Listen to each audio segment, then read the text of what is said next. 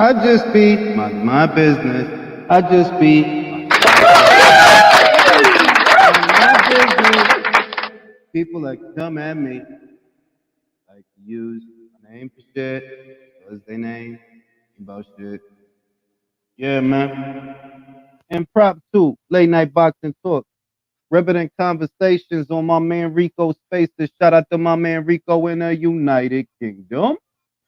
You know what I'm saying? With my man Neutral and my man Virtuoso. You know what I'm saying? With my man Jay. What it do, Fistiana? I'm getting musical. I just be minding my business. I just be minding my business. I just be minding my business. People use my name for shit. I don't know why they do it. I think the reason they use my name for shit is because nobody uses their name for shit. Their name don't be about shit. Be about aspect and all of that. So I saw an exchange. I'm looking at an exchange between Clarissa Shields and Cris Cyborg. And I noticed that basically what Cris Cyborg says, shout out to my man LT, ya tú sabes, manín. Manín, ya tú sabes.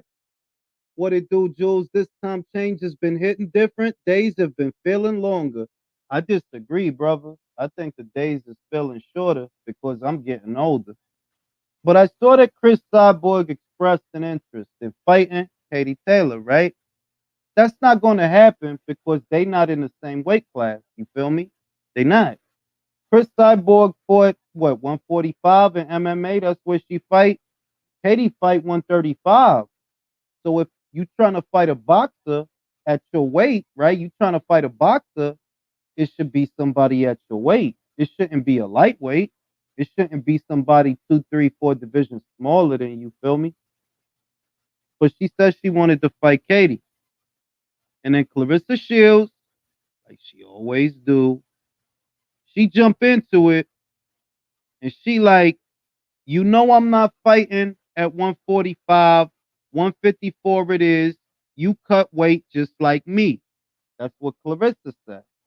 To which Cris responded, I'm the bigger name. And since you're not skilled enough to fight me in MMA, I have to go to your sport and your weight class. You really are your own GOAT. It looked like it's not all love there. You know what I mean? I don't know. And then Cris Cyborg said, I'm a 16-time world champion at 145. More world championship victories than all of your pro boxing and MMA fights combined. 145, or you can kick rocks. Cris Cyborg laid down the law. You know what I'm saying?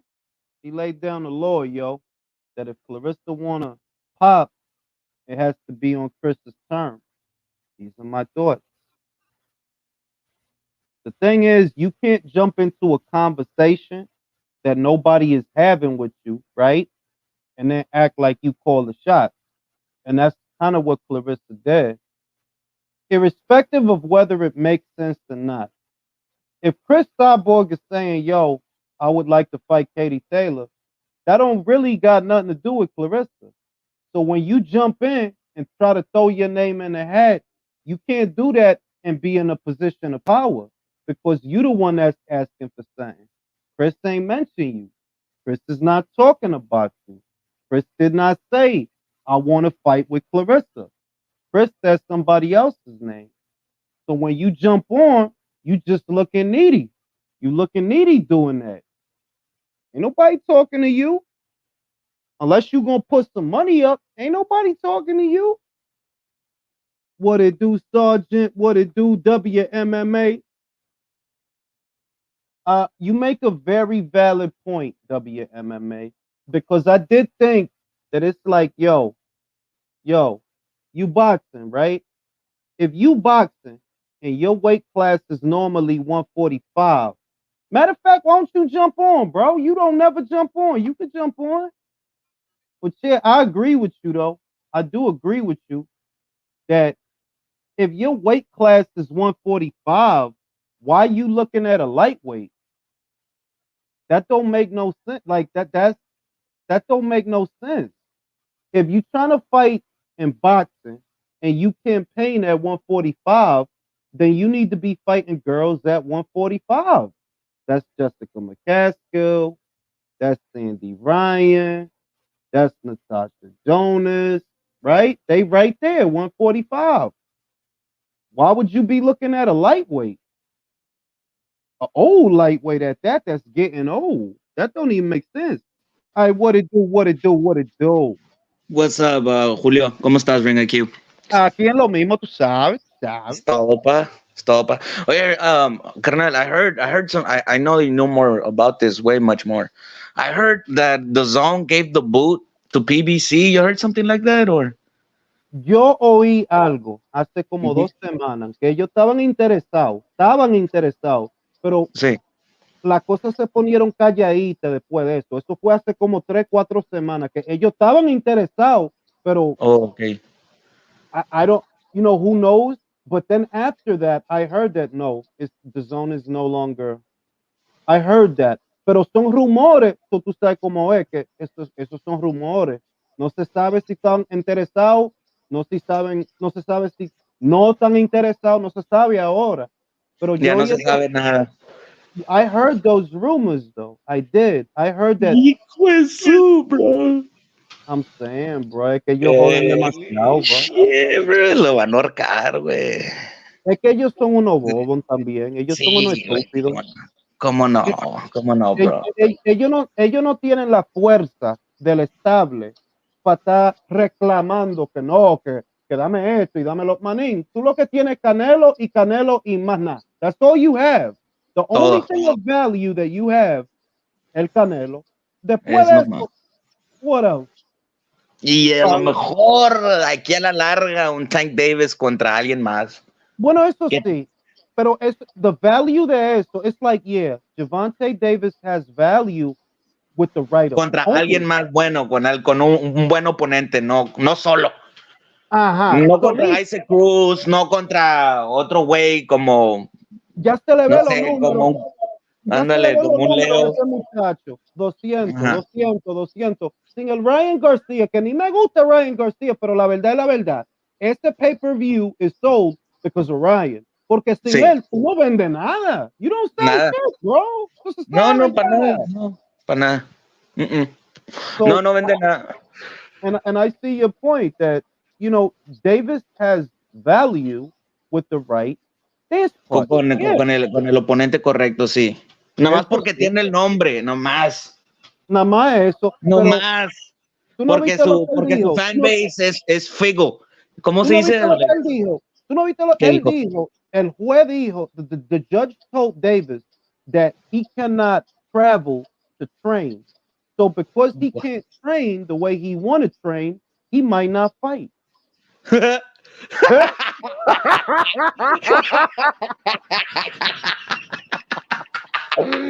¡Se jodió! Pinche Se huerco, güey. jodió. Se jodieron todito, manín. Se jodieron todito. No, pero if you go to his Shit. page, if you go to his page, bro, esto es lo que dice, de que el juez le dijo, de que no, que tú no puedes estar andando to train. So since he can't train the way he wants to train, now he's saying that he might not fight. Está bien. Está Fuck it. bien. Fuck it. Fuck it. Fuck you. Fuck it. Fuck it. It's not like we're all asking for him, bro. It's not like No, there's such a demand, bro. I mean, fucking Ryan can go out and fight. Teofimo can go out and fight el plan. Ryan That's el plan. or No, pero Shakur tú or sabes que es whoever. el plan. That's the plan. They want to do Ryan Garcia, Teofimo López, el Yeah. año que viene, pay-per-view. Y este pay-per-view is going to sell, bro. It's like that shit is going to No, that sell, sells, bro. man. It's an automatic sell, bro. It's an It's an automatic automatic. sell. It's an So automatic sell, bro. if Tank doesn't want to fight, está bien. Fuck Okay. it. It's not Fuck like it. the world's gonna miss him, bruh. Really I though. don't Estas son ilusiones. Toda la vaina con know. este muchacho son ilusiones, bro. Yeah, but it's not like he's fucking Canelo Alvarez that the whole boxing world stay still. Like, you know what I mean?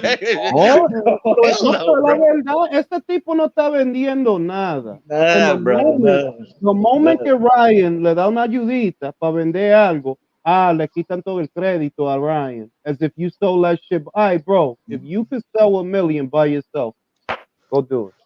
Uh huh. Go Yep. do it. Do it with Isaac, bro. You the So, star. so Julio, so that would mean, so let's say he can't go out and train, but can he go out and have the fight though, or it has to be there también in that same state? Well, the thing is that I think he can go out and fight, but the problem Okay. they want to limit. It looks like the judge wants to limit his movements. That's what it looks like. So somebody made the suggestion that you know what, if you can't go to the gyms where you want to go, just bring the gym to you. And he got Uh-huh. mad at they. He got mad at. He got mad at Wow. and cursed him out. Wow, bro. It's like, yo, what the fuck, bro? The fuck? ¿Por qué tú quieres Wow. entonces? It's just a suggestion, Right, bro. man. Hey, don't train, bro. Fuck it. Don't fight. Brother, fuck it, bro. Fuck it. Fuck it, bro. Se vaya para el diablo. Yeah, fuck it. Ahora la mierda con la Clarissa, que ella le quiere reclamarle al Cris Cyborg. Cris Cyborg dijo, yo quiero pelear con Katie Taylor. Ahí viene, espera, aquí viene esta tipa. Oh, tú debes pelear conmigo. ¿Para qué? You're not worth no money, yo. You're not worth no money. Tú Oh lo que my quieres, god, tú, bro. tú sabes lo que tú quieres. You want Yeah, my fans to pay right. you. That's what it is. Porque Wow. yo no estaba hablando de ti, yo no estaba hablando de peleando con Clarissa, yo dije, la Katie, Sola se hey, metió, sola se metió de que, hey, hey, where am I at? Ah, ¿tú crees, güey? Wow. what this Yeah, shit that's is, fucking crazy, bro. bro. Like if the girl demands like so much, man, like if she's so much No, worth, bro. y la otra cosa es que está bien que tú quieres pelear con gente, está bien que tú tienes muchos cinturones, todo esto está bien, pero tú tienes el dinero, tienes la plata to make the fight, because Nope. the fight don't get made on Twitter comments. It doesn't. The fight don't get Right, made. right. She doesn't have like a like right, like a promotion behind him, right? Behind her, I mean. Bueno, por lo menos una promoción que tenga dinero, porque Uh-huh. en el boxeo, ella tiene Dimitri Salita. En el MMA, ella tiene PFL. Ella quiere pelear con Cris Cyborg en el boxeo. Ok, en el boxeo, tú tienes el dinero para pagarla, porque esa mujer hace dinero. Sea lo que sea, esa mujer hace dinero. If you want to Sí, fight her, you have to pay. You have to pay. Otherwise, what we doing? What we doing? right.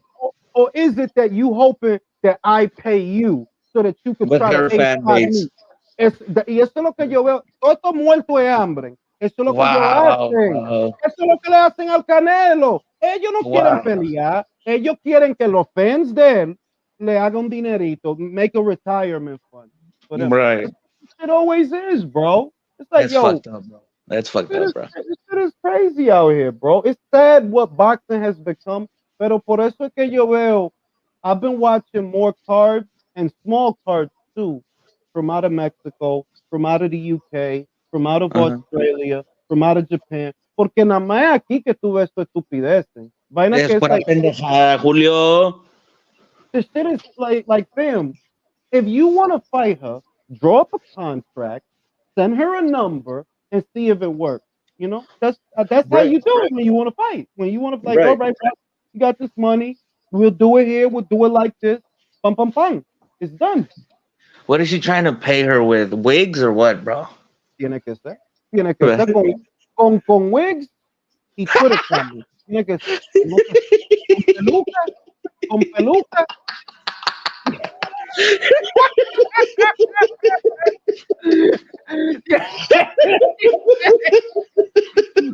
Porque, no, porque la otra cosa es que, mira, sea buena, sea mala, Cris Cyborg, ella hace dinero. Yeah, she generates money, right? Yeah.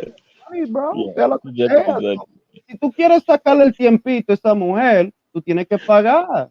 No vas a decir que no, que you're going to stop me from what I'm doing so that I'm gonna pay you instead. Like what? Like, and that's the whole grift, bro. That's the whole That's grift. fucking horrible, bro. What's Out of who here. gasses them up, bro? Like who gasses these women up like that, bro? Bro. Like who gassed her up, No, bro? I don't. people on Twitter, bro, de verdad. Si tú le ves los comments celebrándole lo estupideces que ella hace, lo estupideces que ella dice, eso es lo que es de verdad. That she'll say some shit and you'll see people, yeah, yo, the quote, ¿verdad? Pero esta gente no compra nada. Ellos no No, compran no, they don't, bro. pay-per-view, ellos no No, están comprando tickets to go to the fight. Eso es hablando para estar hablando, basically, hablando para no. estar hablando. Nomás No para me, hablar. no me gusta. They don't got two wooden nickels to rub together, bro. The shit we was talking about yesterday, bro. Literally, that's the shit we was talking about yesterday. It's like, I damn, heard, man. I like the heard, bro. like cut the cap, bro. And it's that's why I like. I'm starting to like the other boxing scenes more than the American one because hay mucha bulla, mucho peo, mucha mierda, mucha Oh, pendeja. bro, yeah, bro. Too much side talk, bro. It's becoming a circus, bro. And the other, yeah, man. And like when they're fighting in Japan, and like you don't hear that much shit talk or They just fight, bro. loaded gloves or whatever the fuck they're talking about. A side, B side. They just They get in just the ring, fight. bro. They They just get just in the ring. Yeah, fight, bro. That's it. yeah, They just Inui, este tipo ni habla, bro. And he doesn't say anything, bro. yeah. Just fight. And that's Fight. why he getting money. He just fights. That's what we here for. We here for Mm-hmm. fight. We're not here for all that extra shit. Right. Yeah. Definitely, man. Definitely. I agree with that It's shit. crazy, Bueno, bro. Julio, pa, te dejo, carnal. I gotta go y tengo que comer unos taquitos, güey. Te dejo, pa. Thank you for having me, carnal. God bless. Cómate uno para mí, cómate uno para mí. A huevo. Woo! Tú sabes. And yeah, yo, that's why a lot of the boxing scenes that I'm gravitating towards now are no nonsense boxing scenes where consumer demands are met. Because at the end of the day, while we do like the drama and we do like the backstory and we do even like some of the characters in the sport, first and foremost, what we are here for is the fight. We're here for the fight. We're here for the fight more than anything. And if it ever gets to a point where we're not getting the fights, right, then we're just wasting our fucking time, basically. And that is what's prevalent in the American boxing scene. Post the link in the chat for my people. My mic is muffled. Let me see. Hold up. You can hear me? You can hear me? Let me see. My shit might be bugging out. Hold up. My shit might be bugging out. Oh, yeah. I see why. The fucking mic wasn't even plugged. Yo, I'm high and I ain't even smoked. The fucking mic was not. Yo, V. I am getting old, yo. I'm getting old because I didn't even realize that the mic was in the wrong shit. That whole time the mic was in the wrong shit. But check it, man. Check it. Check it. Um, you know, I just saw the back and forth exchange between Clarissa Shields and Cris Cyborg. And I know that Cris Cyborg is worth some money. She generates money. She's decorated in her discipline. She's shout out to my man Leo in the building. You already know Leo. ¿Qué pasa, Julius? Aquí en lo mismo, tú sabes. Ah, güey. Clarissa Shields is basically vying for a Cris Cyborg fight. I'll give you the rundown as quickly as I can. Cris Cyborg expressed an interest in perhaps facing Katie Taylor, which I think is frivolous because Cris is basically a welterweight and Katie, as you know, is a lightweight. Better still, she expressed an interest in facing Katie Taylor. And in comes Clarissa saying, I want to fight you or you should fight me. And it's like, it's cool to say that on social media, but the difference between fighting you and fighting Katie is that between Katie and Cris, they'll generate the money that pays for the fight between them because they both generate money. They don't just run around asking for money, they generate money. So it's understood. So if you want to fight Cris Cyborg, and bear in mind, she was trying to dictate the weight. That's where they fell out. Cris wants to fight at 145. Clarissa's telling her, "Oh, you got to move up." Like, what do you mean? What do you mean she has to move up? You want to fight her, so you're telling her to move up? Come on, B. Come on, B. That's not gonna happen. I can tell. That's not gonna happen. Okay, is Francis Ngannou the only guy in the MMA circuit that actually has balls? Because he was a heavyweight, and he says, "Okay, I'm gonna fight a fucking heavyweight." All these other guys, no, I need some kind of angle, and I cannot Yes. fight a guy that's of my similar or same weight class. I need to. Conor McGregor has to fight Floyd Mayweather. Sean O'Malley has to fight Gervonta. It's always like that. It's so. And it's so obvious too that all right, Connor, by all rights, you should have been fighting Jermall Charlo or Gennady Golovkin. You should have been fighting someone your own size. Sean O'Malley, I think you should be fighting a welterweight. No, you shouldn't be fighting lightweights and super. You should be fighting like a welterweight or something. You know. And then I saw the cyborg thing, which harkens to what you're saying that, well, Cris, you do fight at 145, which makes you a welterweight in boxing. So why are you looking at Katie? She's a lightweight. You should be looking at Jessica McCaskill, Natasha Jonas, Sandy Ryan. These are the people in your division. Why are you looking at somebody so much smaller than you are? And saying this is not all the MMA circuit. Not all MMA sports are acting like that. I will not put every MMA fighter under that umbrella because there are not all the MMA fighters are acting like that in basis of, oh, MMA is just superior to boxing, so I'm gonna do my thing and just you're gonna watch me and gonna watch me win. No, the only guy that really is doing that now is Sean O'Malley, Sugar Ray Sean O'Malley, Well, because that's the only guy that's actually saying, what is this shit about boxing? Boxing is not a real sport. I go to Gervonta Davis and I kick his ass in no time, like it was nothing. But all these other guys, they recognize I need some kind of angling to make a fight and hopefully have a hope of perform well. Because if people do what you are saying in MMA, if Conor McGregor went there and fight fucking Gennady, you know what happens. you every He and dies. He dies in the that's the ring. point that I'm making. And that's the point that like I don't even like the conversation because it seems disrespectful, it feels disrespectful, but at the same time they are disrespecting the sport of boxing, which is proven to be 10 times as dangerous as mixed martial arts. There are many more concussions and deaths in boxing than there are in MMA. The most you see in MMA are superficial cuts. You don't see the kind of head trauma, brain damage, concussions, and death that you see in boxing. Not often. But No. but honestly, but you got guys regularly disrespecting the sport behind the premise that one style of fighting is more, I guess, closer to a real fight than another one. Brody, in a real fight, an aluminum bat is a part of the real fight. A fucking Bowie knife, a crowbar, a brick across your face, a pillowcase full of fucking doorknobs. If we talking about real Yeah, fighting, right? I, I Street under, fighting, right? I understand that, Julius, but I think that narrative is pushed more in the part of the fans that the actual MMA community that practices the sport. No, because I saw Israel Adesanya make a post about when he tried his hand at boxing, right? Mhm. And he said that he chose MMA when that's not true. That's not the truth. It's not that you chose MMA, it's that you didn't like boxing and you saw that you weren't going to make it. I'm not hating on him. He's still an athlete, he's still a fighter.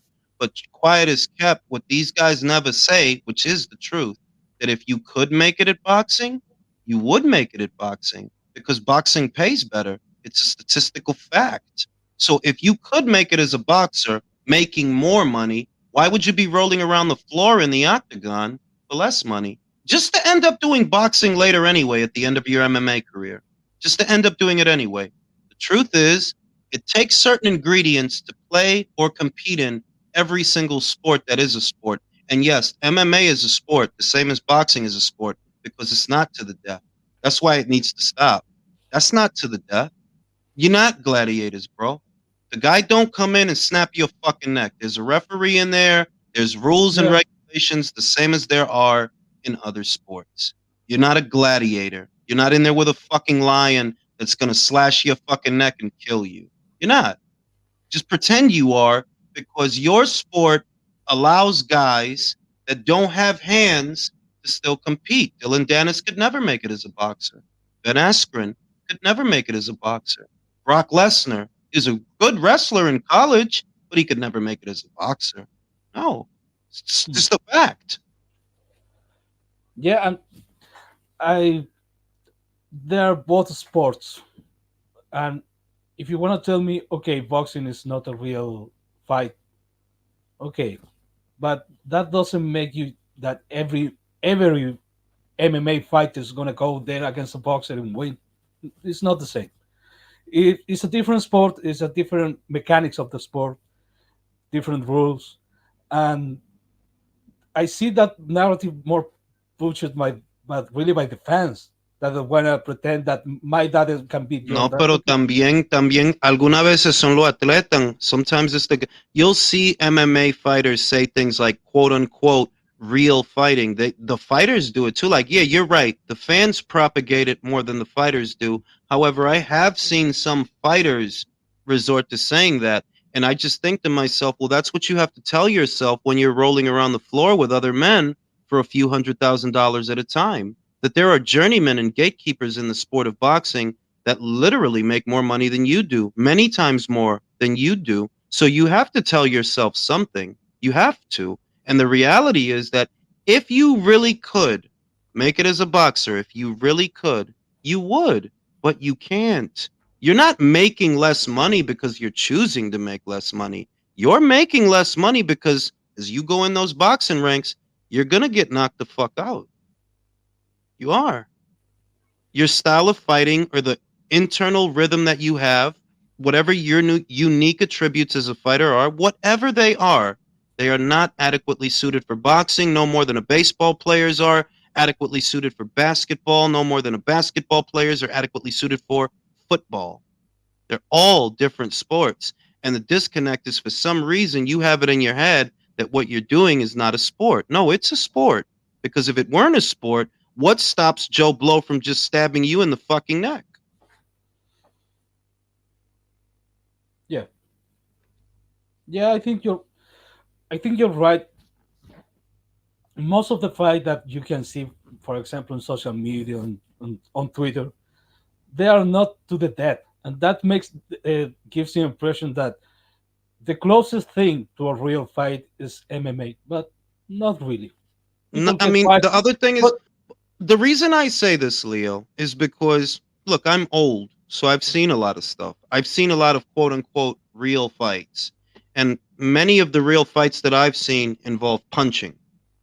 I've seen more fights end from a good right cross than any of that weird shit they do in the octagon. That's just, yeah, reality. Whether we talk about high school, college, early 20s, late 20s, early 30s.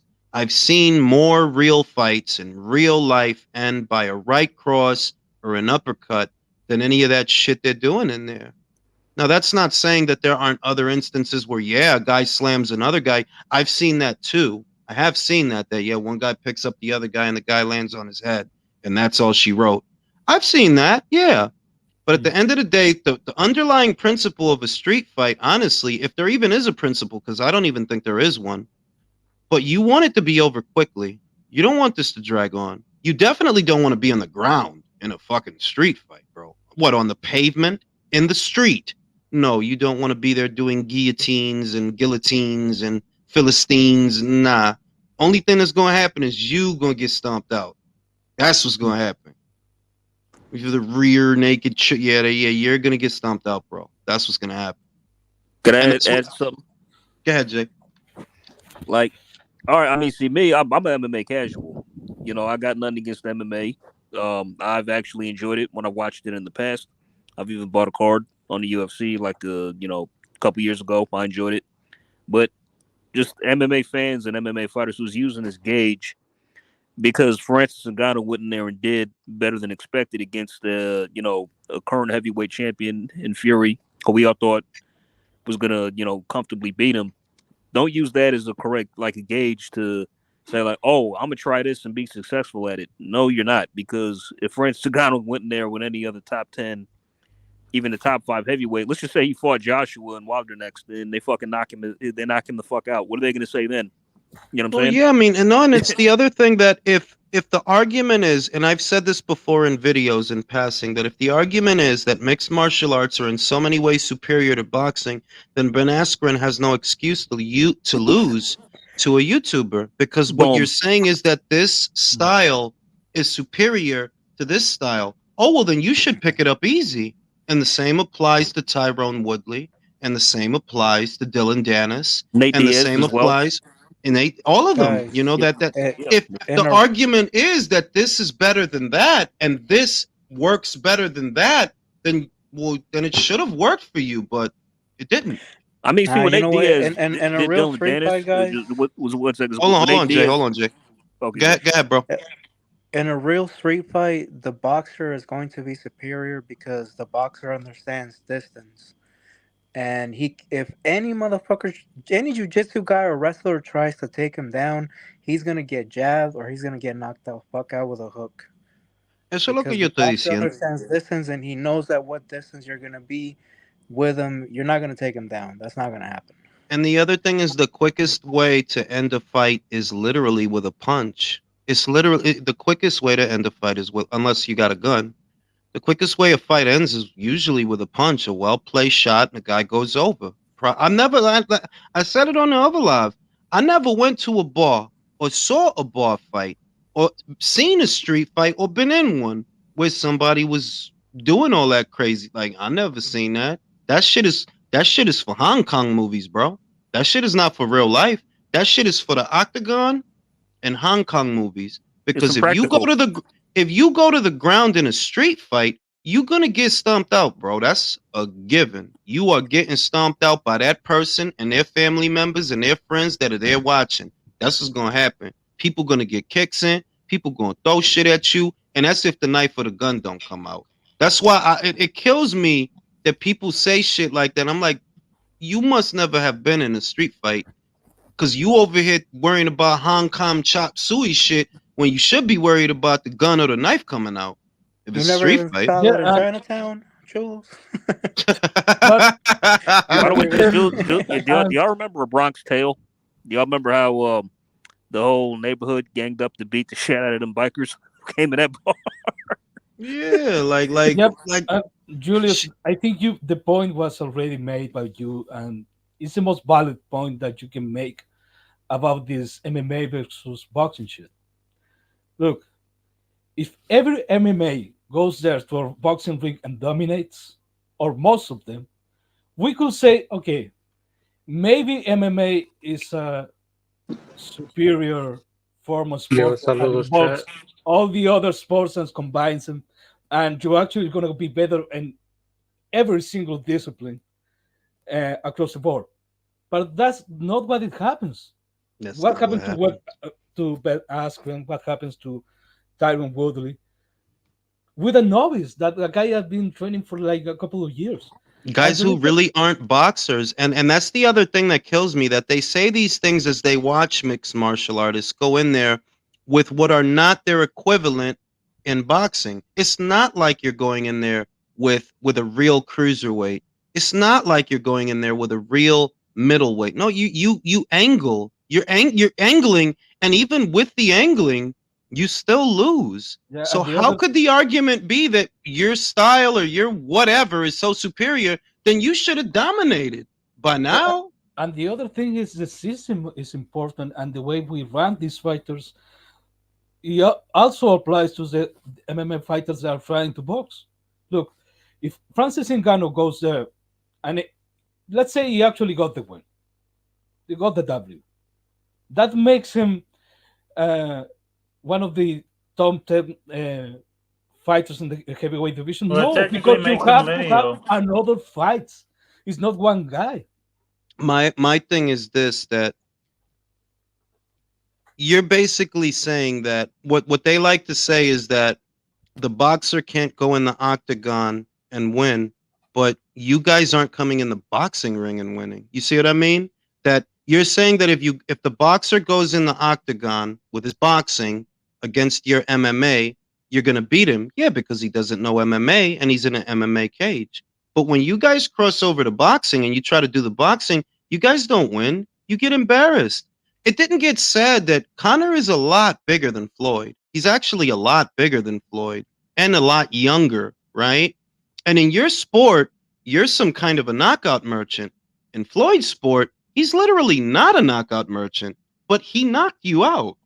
So if it were true that what you do is so superior, then that should not have happened because you had a height advantage, a reach advantage, a youth advantage, what was supposed to be a strength advantage, and where was it? Connor, I mean, Mayweather isn't even a big puncher. You would have put that same Connor during that time of Triple G and Canelo against Canelo Triple G. That motherfucker would have got murdered. That's Like what I'm all saying. Floyd, all That Floyd did, all he did for 6 rounds, he carried him for 6 rounds, waited for him to get tired, then he put it on him till he I'm stopped saying, him. like, so when I see Cris Cyborg talking about that she wants to fight Katie Taylor, I think that's a frivolity. You campaign at 145 in your own sport, so in boxing, you're a welterweight. Why aren't you looking at welterweights? You're not a lightweight. You're talking about fighting a lightweight who's in her late 30s. So Call that out if you Jessica McCaskill, call out Sandy Ryan, yeah, something call like that. call out one of them. You know, like it's a frivolity, and it's a tired conversation that is now motivated because Francis Ngannou did better than expected, and this is, to me, this is Tyson Fury's legacy, that you've hurt the reputation of the sport with what you've done, because it was at least understood.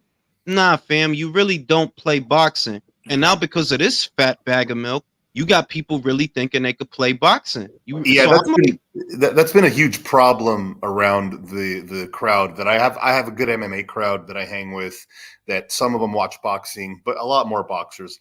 And it's a disparity here because it's not the fact that Francis Ngannou was that good. It was just that the bag of milk came unprepared. Exactly. And he just embarrassed himself. I think he's really ashamed of himself. He's got to be feeling it really bad. He canceled the post-fight press conference. So what does that tell you? Probably in a bag of coke right now. He's probably swimming in a Oh yeah, like have you seen The Boys where that little fucking guy's in the bag of coke? That's him right now. Bro, he has to be right now, bro, because it's a disgrace. Bro, you was literally on top of the world going into that thing. Well, as much as you can be, I should say that. They couldn't say too many things about you, but now it's like, bro, like, how could you be who you say you are and this happens? Just how? And the double whammy. Well, that's because he's not who he think he says he is. The real kick in the nuts here is how well the pay-per-view sold. It didn't sell well. And that's a huge kick in the balls right there. And bro, I said it, and it's like sometimes I think it's not worth saying things, but then I remember, well, I do make my money from my insights, so I have to say them. You got to say it. And Jules, we like right now you're having this conversation. We shouldn't really be having this conversation because we know, but you have to have it for the sake of you've got to say it. You've got to say it. Exactly, that we have to go through the motions. And I said it ahead of the fight. I wasn't trying to down the fight, but of course people are going to say that I am because they know that I don't like Fury, but that's not why I'm saying what I'm saying. I'm saying that Francis Ngannou in the UFC was not their top draw. He was not the equivalent of McGregor or Ronda Rousey in this era. No. He wasn't. And Tyson Fury is not the top draw in boxing. The top draws in boxing are Canelo and AJ. So when you put Fury in there with Ngannou, I really don't know what kind of numbers that would yield. That's what I said ahead of the fight, that I'm like, I don't know what this is going to do because I know I'm not buying it. You know what? On the heavyweight... You know what the heavyweight mega fight would have been? Jones and AJ. John Jones and AJ. That would have been let's say the heavyweight. It would have sold better than this shit. I think Ngannou and AJ would have sold better. Yeah, that would have sold better too because it's AJ Yeah. and Yeah. he's a draw. But on the night of Spence and Crawford, I think Poirier and Gaethje fought. That fight did 750,000 pay-per-views, and Wow. and I think it matched or did a little bit more than the Spence Crawford. That I was can an insane believe night. no, bro. I've been saying it for 5 years. They let me cam up for this. They believe that in marinating a fight, it automatically adds value to it when actually that's not always the case. Sometimes you really do. Well, not sometimes, all the time. That's the underlying principle of everything. You have to strike while the iron was hot. And I said that the iron was hot for Spence and Crawford circa 2018 and 2019. That's when Boom. that conversation was at a fever pitch. You could tell by the internet Well, we metrics. could have had a trilogy by now. Exactly. Oh yeah! Oh They had hell yeah! because they had the backstage cut. That was in Oh, late 2018. It was hot then. So do it if then they or in early 2019 to get it if done. they Get would it have out the way. if they would have fought back then, before the fucking car accident, before all that shit, there would be no question. There would have to be a rematch. There would be whoever said trilogy is on the money, dude. That would have been a money. This would have been a money. Bro, they could have trilogy. turned that bro, into because this he would have era's. lost, I mean, and then because even though it wouldn't have been up front, the gauntlet and came back. Yeah, like the thing is, I remember it was at a fever pitch and people were excited about the fight and people were actually talking about it in the street. Whereas what happened over time, whether people on the internet want to acknowledge it or not, is that the fight lost value. It did lose value. The car accident, the low numbers with Danny Garcia, the low numbers with Ugas, the intermittent Trashing stints of Crawford's inactivity. Yeah. Remember that Errol didn't even fight in 2021. For those that forgot, he missed Nope. like the whole year where he didn't do anything. And you have to ask yourself, well, you tell me, in what way is this adding value to the fight? How? In what capacity? If you would have did it when they're popping. See, Crawford's numbers on ESPN were huge at that time. The Jeff Horn numbers were big. The Jose Benavidez numbers were the biggest numbers of any combat sport, including MMA, in 2018. How So much did that's that how make? you know that don't was remember? close. That was close to 3 million, close to it. It was 2.8 to 2.6 viewers Yeah, for that was a lot. Crawford versus. It was a lot on ESPN, and off of that, you knew that okay, it's time to do this fight. It is time. We don't need to wait. It's time to do it, and we all know the rest, so we don't need to get into it. But it's like one that tells you two things: that mixed martial arts and boxing don't necessarily share an audience, because here you have two pay-per-views that did robust numbers. The Crawford fight did not affect the Gaethje fight. The Gaethje fight did not affect the Crawford fight. They both did robust numbers, even though the Gaethje fight did a little more. The point is that you're not actually sharing an audience, not really. The MMA fans are going to gravitate towards their MMA for the most part, the ones that are really big MMA fans. The big boxing fans are going to gravitate towards their boxing, the big boxing fans. And you could literally do two big fights on the same night, and people are going to make the decision for themselves. I've never stopped from ordering a pay-per-view that I wanted because there was an MMA fight. Like, that doesn't even come into my head, bro. There No, was a but Joe, time where I Joe, was getting into UFC a lot, and I used to be able to just watch both comfortably too. If there was any fights, one on my phone, one on a tablet, one on a TV, like it wasn't hard to watch both fights if there was No, both fights and yeah, but occurring. it's just that if it boils down to having to make a choice, it's not a choice. I feel like the boxing fans have their insulated fan base, and the MMA fans have their insulated fan base. They're not actually sharing them, which is what some people imply sometimes. And it's like, nah, people that want to see John Bones, they're gonna watch him. The people that want to see Chimaev, they're gonna watch him, and nothing is gonna stop them from watching those guys if they want to watch them. The same way that, well, if Crawford's fighting, yeah, nothing's gonna stop me from watching that. You know. I know very few people that would have a hard time deciding on both. If you're in one camp, you're going to stick to that camp. You're going to watch that fight. That's how it goes. Right? I mean, if I'm a fan of, I don't know, whoever, the little guy, the fucking midget that doesn't fight any champions, the Burger King champion. No, Davis, the Burger King champion. If I'm a fan of his, I'm going to watch his fight. I highly doubt any of those fucking fans of his fans are watching MMA. They probably don't even know. Yeah. They probably don't. They're not even the sport of a fan of the sport. They're just a fan of him. Yeah, exactly. And with him, that definitely seems to be the case, that his is insulated on top of being insulated. But just the idea that one is drawing something from the other, because they keep talking about it like it's a competition. And being honest, I see more of that energy from the MMA community than the boxing community. It's always a pissing contest, and I'm like, yeah, if a UFC pay-per-view does well, it has absolutely nothing to do with boxing, and it's not taking anything away from boxing, because you're not really sharing a fan base. Hardcore MMA fans are always going to watch MMA. Hardcore boxing fans are always going to watch boxing. So you could do 2 fights on the same night. It doesn't make the least bit of fucking difference. They're not sharing an audience. They're not. Yeah, I mean, Julius, go ahead, Leo. you were talking about the Terrence Crawford versus Errol Spence fight.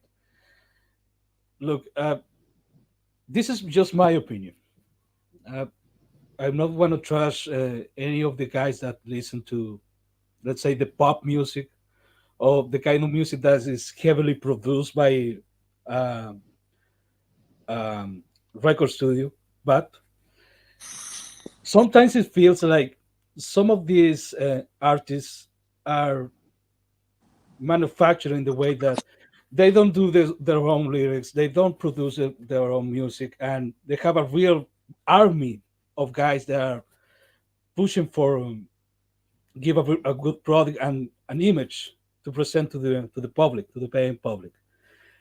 What Al Heyman doesn't understand about the sport is this is not the music industry. Maybe you can Yes. do that, and I'm not so sure you can do that in the music industry, because you have to have something to go to the top. But in the boxing, in the sport, you have to have the ability to perform. There is no other way. And guys like Gervonta Davis, they only prosper in this environment because they are carefully matchmaking. And a guy of Errol Spence, look, if you wanted to make the next Manny Pacquiao versus Floyd Mayweather, it wasn't going to work because Errol Spence is not the similar to Floyd Mayweather or Manny Pacquiao. Those Well, were that's two. why I call him a hack, because that's literally why I call him a hack, because he should have understood on his own that what happened with Manny and Floyd, whether I liked it or not, or you liked it or not, or anybody, that's a one-off, bro. You can't even duplicate that. All the stars aligned for that to be a very, very commercially successful fight. It's because they had alternatives to each other that could also draw. You had Marquez and Mosley and Cotto, and there was ample stuff for you to do. Hatton. You had other fights that you could make that would still lend themselves to the fighter's profile and generate money in the process, all while you build up that fight. That's not really the kind of thing you can duplicate. And you could see that he tried, because you're putting Errol in there with everyone, and it's not yielding a big return, you know? That's saying that Pacquiao versus let's say Cotto. Yeah, Errol and Porter is not that. Like, no, fam. Cotto had fans. He had fans, bro, that buy his shit. Manny had fans that buy his shit. Whereas Sean, I like watching Sean, but come on, dog. Like, I ain't trying to be mean or nothing, but nah, you didn't have the marquee value of a Cotto or Ugas or Mikey Garcia. So what are we doing? Common sense argument. He's a hack because he doesn't have any new tricks and he relies on gimmicks. That's what makes him a hack. That if you understood, yo, you gotta crack a couple eggs to make an omelet. They can't all be commodities. Some of these guys, yeah, you're gonna have to put them in sink or swim situations, not just for the fuck of it, but also for your budget, for the livelihood of your business. You cannot accommodate this many people. And that's also a part of the downfall, that you want to turn Thurman into a star and Danny into a star and Sean into a star and Errol into, like, they can't all be stars, bro. Jules, they don't have nowhere near the caliber of opponents like back then with like Cotto and those guys. I mean, everybody was really good or a great fighter back then, and there were tons of good fights to watch. Nowadays, there aren't, because the fighters are nowhere near that level. That in tandem with, it's like one of the missteps, and I'm gonna run this by Don Madrazo because I don't think I said it while he was here. That one of the mistakes that I think they made was putting Errol's fights on pay-per-view when on a terrestrial network it would have brought in massive viewership if it were just a regular Fox fight. That if you would have imagined Errol Spence versus Sean Porter on regular Fox instead of Fox pay-per-view, that probably would have brought that network upwards of 3 to 4 million viewers as a regular Oh, easy, fight. Absolutely, easy. absolutely. I mean, I think of some of the fights I've seen on Top Rank that maybe in theory should have been pay per view, like Loma and Tio when they fought. Mhm. Like any other network would have put that on pay per view, and that They was did not over 3 million well. when that was on. They That did was like 4.2. and it was a fucking fire fest. It was like they were like going at it, and it was a very close fight, and I really enjoyed that fight, and it was free. I mean, well, my subscription, what, $4.99 a month? No, but yeah, but that's the point, that the more accessible, that what you should have, what where they went wrong essentially is you didn't use the platforms that you had appropriately to both satisfy your broadcast partner and what they want from the deal and raise your fighter's profile in the process. Because when you're doing fights like that and you have upwards of 2 to 3 to 4 million viewers at a time, that if you could get that to be regular, right, doing those caliber of fights on a network that big, everybody wins. But because these guys are so greedy, you put it behind a paywall thinking everybody was going to buy it, and they didn't. They didn't. Didn't the Wild or Ortiz fight, the first one, get like 3.7 million? They got over 3 million views. That's a great point. On the Showtime platform, when Deontay fought Ortiz for the very first time, which was not a box office fight, it brought in great views to that platform. It was something like 1 million or 2 million, which is a lot for a premium cable network. That's a big number for a Showtime. It was like 3, bro. But like to put the rematch on pay per view, what that do? Next to nothing. To make the point that's exactly the point, that shit don't belong on pay-per-view. So when you put it there, you're shortchanging the fighter, you're shortchanging the network, and you're shortchanging yourself. Who wanted to see Ortiz Wilder rematch anyway? Like, most people don't remember that he used Ortiz to duck Anthony Joshua. And if I say that, people get mad, but that's literally what happened when he rejected the DAZN offer, right? Mm-hmm. He rejects that, and he went straight into the Ortiz rematch. That's what he did right after that. Yeah, and wow, Ortiz was offered he turned it down too, so he could, yeah. And one of the things that has kept happening in the boxing scene, especially with those PBC fighters, let's take for example the Errol Spence versus Terence Crawford fight. That is Al Heyman to blame, and there is no other guy, because the moment you say to Errol Spence, you have to wait for this fight. This fight is not going to happen. Maybe it doesn't happen at all. You were forced to put Errol Spence on pay-per-view. That's the reality. Because if you don't deliver that fight, you have to satisfy his financial demands in another way, because that was going to be a really big fight before the Mikey Garcia fight. But after that, Al Heyman talked to Errol Spence and said, we are not going to do this fight now. So we're going to give you Mikey and Sean Porter and Danny Garcia. All these other guys they has to be pay-per-views, and those pay-per-views were going to flop or going to make significantly less. Well, let's look at the criticism that some people like to levy towards Bob Arum, right? And I love that this criticism is actually levied when it comes to Bob from the consumers, these bozos that think they're really saying something. You'll notice that Bob is not as quick to put fighters on pay-per-view. He tries to keep them away from that, if anything, and he tries to keep more of the content on the regular platform, which makes it thereby more accessible. And people actually criticize, oh, he's not promoting them enough. He's not promoting them right. He's not getting them. He's not making them superstars. He's getting them a lot more views. He's getting them a lot more views, a lot more exposure, and more importantly, he's not bilking you, the consumer.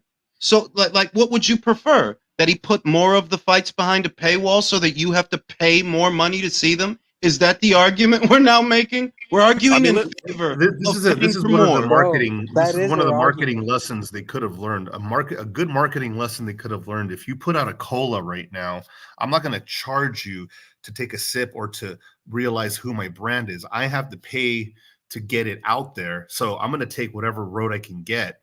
And now that and then I have to compete with the biggest one, and the biggest cola out there is Coca-Cola, and they spend like just hundreds of millions of dollars on advertising, and they're putting it in your face all the time. But everybody knows what it is. They're just reminding you, hey, we're here, we're the top dog, and they're paying their way into it. If I don't have the budget to pay my way into it, I'm going to take any opportunity I can get to be in an audience that's already there.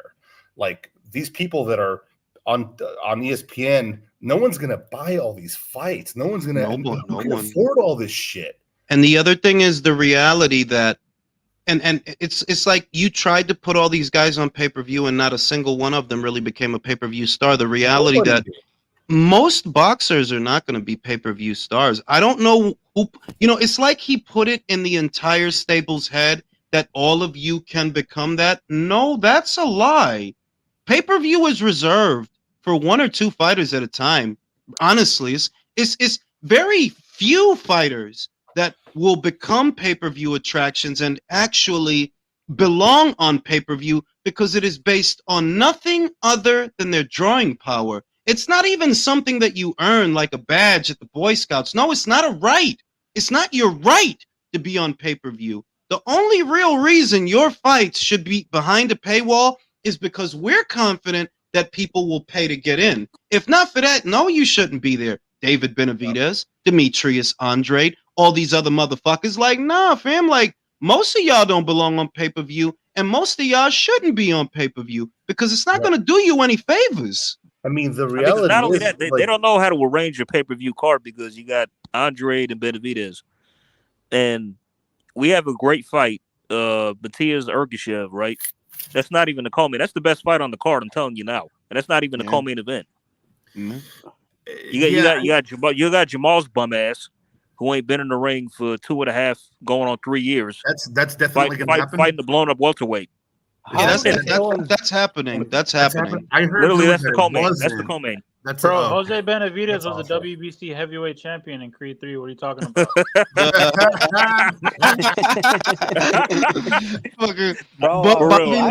Spence versus Porter was let me read this. Spence versus Porter was originally supposed to be on Fox when it was first announced, but Spence didn't want it on free TV because he thought he was a pay-per-view star. And this is like, look, this is where you got to lay down the law.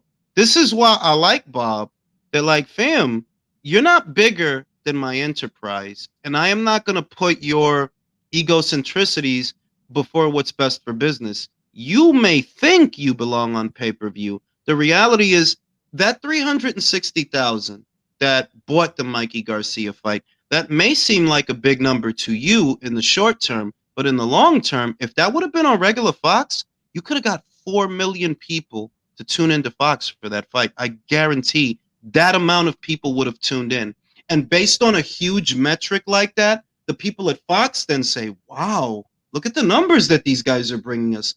Give them more money in the next annual budget so that they can keep doing more shows like this, because we want more of this content.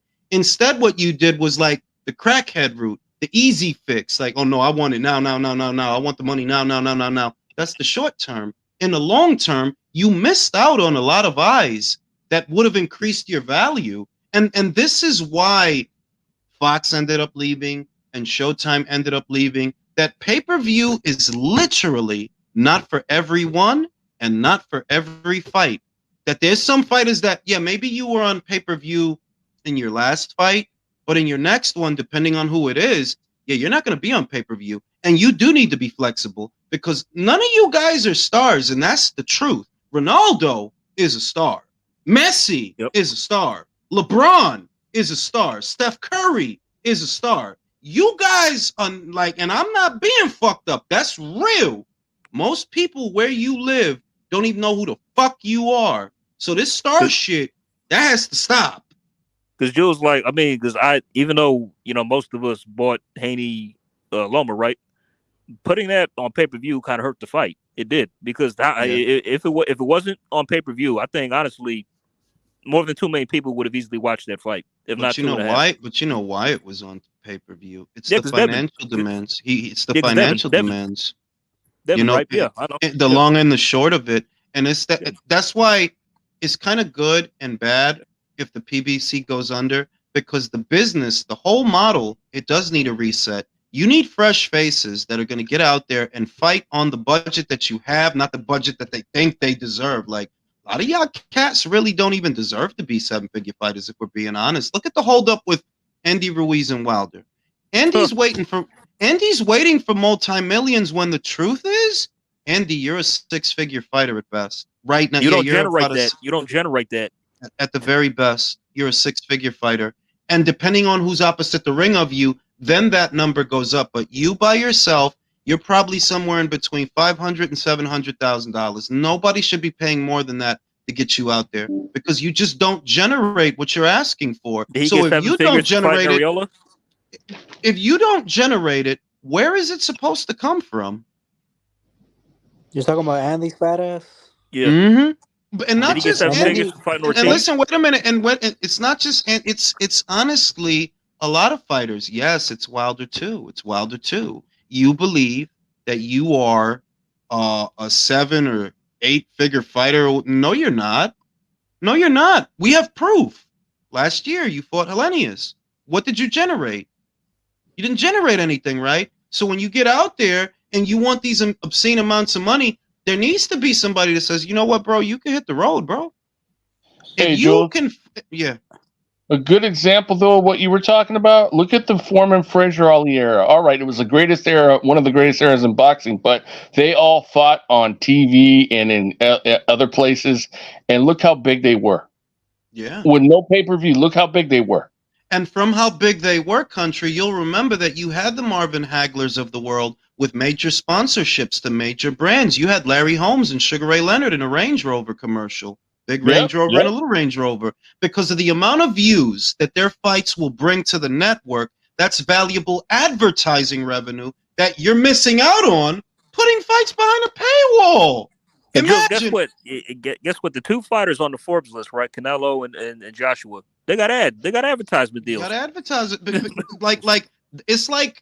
It's like they don't understand that the eyes on the regular network are actually a little bit more valuable than the short money on pay-per-view, because you can't bank on the short money on pay-per-view. But when you could turn around to a broadcaster and say, listen, on any given night, my fighters and my fights, they can bring your network 2 million, 3 million eyes. That's valuable advertising revenue. I don't know if it was Drew or if it was Lennox that said that you'll notice that you didn't see major commercials for major brands during Showtime fights. You know, the more recent years, you didn't see them. That let you know what time it is, that you're like, yeah, this time is puke. This time is worthless. They don't bring in any views, so you don't see big ads for big brands. Whereas when the shit is getting watched, you know, if you remember the Seinfeld era or the Friends era, man, during them shows, you saw commercials for every fucking thing, bro. Dyson, motherfucking Hoover, all the top brands, because the time is valuable. Now, why is the time valuable? Because of the number of eyes that the content draws to the platform. So a return to boxing on terrestrial television, or just a return to boxing being accessible and not hidden behind a paywall, that's what it's going to take to reinvigorate the American market. Absolutely. And like we talked, Jules, the only logical explanation of what Heyman was really doing, it was just to launder all that money. How do you blow 600-700 million? His intention was just to siphon it off and do whatever the fuck, because you don't put product out there to lose money. So you can cook boxing is the only business in America where you can still cook the books and it has no oversight. I'll say this: he's either really stupid for fucking off that money, or he's really smart for not fucking it off. And neither would surprise me, because $500 million is a lot of money to lose in 3 years. That's a lot of fun. And then when you look at the fights, the time frame of it was 2013, 2014, and 2015. So then you look at, okay, well, what fights was he making around that time? And you see, it's like, bro, there's no way you spent this amount of money on this kind of programming. How? Exactly. And like you said, How, Jules, fam? like you were saying, Bro, cocaine and hookers. Al's used to being able to swindle. All these guys are stupid. Samson, they're taking little crumbs. Al's like Al's very smart to the stupid people, correct, Jules? That's what I see. That's what I see. He's the smartest guy in a room full of idiots. That's what I see. And let's say this, that I don't really see the value in his stable, to be completely honest with you. I think the Boxing Voice just did a video earlier today where they were saying that the Netflix thing is looking like it's a no-go. Not surprising. Not surprising. It's like there's just nothing there, bro. And I'm a boxing fan. I know boxing. I watch boxing. And I'm like, well, what's the greatest fight that, like, besides Canelo, which is a fucking given, whatever he touches turns into gold. But outside of him, what the hell are the rest of these guys good for? But Jules, even go beyond being a boxing aficionado. You're a content consumer. You watch television series, you watch movies, you're on the apps. These archaic fuckers like Al, they don't realize, bro, every industry is cutting down. Every content and streaming service, they want to see some returns. So they're going to look at your numbers and be like, project, like, this is what you got. Oh, it's worth this, really. I don't see what he has. The only value, and I said this when when it was officially announced, the only value in that stable is Rolando Romero. No, easily. I mean, my God, he's like a boxing god. Bro, No, but in all seriousness, back, or what are you talking about, man? The only value in that stable is if you add it to something. If you add it to DAZN or if you add it to ESPN, then it has some value, because then there are some really good fights that you can make. But y'all by yourself on y'all island, now y'all ain't worth no money. Now, shout out to the Gooch, who says the great payday reset has arrived. Thank you, Al Heyman. It's about time PBC fighters need to be humbled and earn their pay. Go to my man Rodolfo. Who says, Heyman is clueless. PBC stole the majority of Golden Boy's popular fighters and $500 million. 7 years later, Golden Boy Promotions are in better shape. Yeah, that's honestly the truth. That is the truth. At least they have a broadcaster, bro. At least their fighters have a home. I did a video about this ongoing Charlo situation, right? And how he may end up vacating the title, because think about it. You guys don't have network money to go to a first bro. bid. He's definitely vacating that title. He's going to vacate the fucking title. Like, you guys don't have money to do shit. It's like that Larry Merchant quote. Boxing nothing is going to kill it. Nothing is going to kill it, but nothing is going to save it. Now, I'm going to smoke a cigarette, and I want you guys to sing songs of glory. Spider Pig, does whatever a Spider Pig does. I love that part of the Simpsons, bro. The Simpsons movie where he fucking gets the pet pig, yo. Could I sing my song? Oh my god. Spider Pig. That shit fucking cracks me up, yo. Could I sing my song? You sing it to Alicia on your own time. Okay. Because he deserves Alicia all alone away from us. That's true. I'm rooting for you. I'm rooting for you just because I want you. I know how filthy and nasty you would allow her to do you. Every man has that price. I would. That's the sad thing. We don't need to know the details, but we know it's out there, isn't it? It's out there. It's really out there. We're not judging you, Jay. Is it Oscar? Thank you, Leo. No, not that extreme. Not that. Oh, look at that. Oh, that's cold. Damn. Oh, man. His eye Oh, he looked like Large Marge's little cousin and shit. I just gotta say, this year was a great year in boxing. It really was, especially in terms of upsets and one-sided aspects. You ain't lying. I have to thank the one and only Al Heyman. Thank you, Al Heyman, for giving Thank you, Al. Appreciate it. Giving us great. Even though we know you, we know Earl. We know you didn't want Earl to fight, but we appreciate it. So. And he didn't want Fulton to fight either. You didn't want Cool Boy to go to Japan. AJ, I was checking out your Twitter like image and whatnot. Are you trying to go for that Jimmy Butler look, or what's going on, man? Oh, that. What happened was I used that app to alter some of my selfies, and that's one how it turned out. It's kind of like a cross between like Rockstar and Noir. So I mean, it made my hair look real. Yeah, I don't really not really look like that, but yeah, that's the look that it was going for. Just rock like That's Rockstar funny. Flash. No, Bro, Noir. you get extra points if you do grow your hair out and flat iron it like Jimmy Butler, man. I ain't doing that. I can't do that. That'll take years, bro. My hair grows so fucking slow. Wait, AJ, you're a real Then person? I gotta perm that shit, and it's like, nah, man, I look weird as fuck. But still, Buddy, Wait, AJ, you're a real Jimmy for person? me gets extra points just running around the court looking like that, man. what you mean I'm a real person? Of course I'm a real person. I thought you were part of our imagination. I thought you were out hanging. Nah, bro. I'm real. I thought you were Mirage. At least I think I am. Announced an Andre Berto versus Robert Guerrero rematch. What did you say? God, What did you say? No, I What? would Yeah, pay. that's a joke. That's a joke. That's a joke, right? That you They kidding, right? put Brandon Rios and Victor Ortiz on a PBC undercard. I'd love Oh it. shit! I was about to make my coffee and I just seen that shit. That's That's really a joke. Yeah, that's a joke, right? no. It's Wait, not a what fight? joke. It's on the undercard. It's Oh, you on got the to be undercard. me. Come on. I'm serious, Hey, Jules. bro. No. Hey, Jules. I'm serious, Jules. bro. I just retweeted it, That picture needs to be put on a hoodie, bro. bro. Wait, Bro, I'm gonna fight send did it. you I'm say, gonna this send is it for to the Art Man. It looks like this is for the undercard. It looks like this is for the undercard of Benavidez versus. Yep, it's on the undercard of Benavidez versus Andre. Oh. What fight? What And fight did you Jules, say, if Jules? if Bro, Jules, if they're you're That is butt Gervonta, touching the terrible. shit That's out of that terrible. Tennis, undercard. Versus how do you Guerrero. Yo, when feel? is the last time Robert Guerrero fought? I have no idea. I thought he's retired.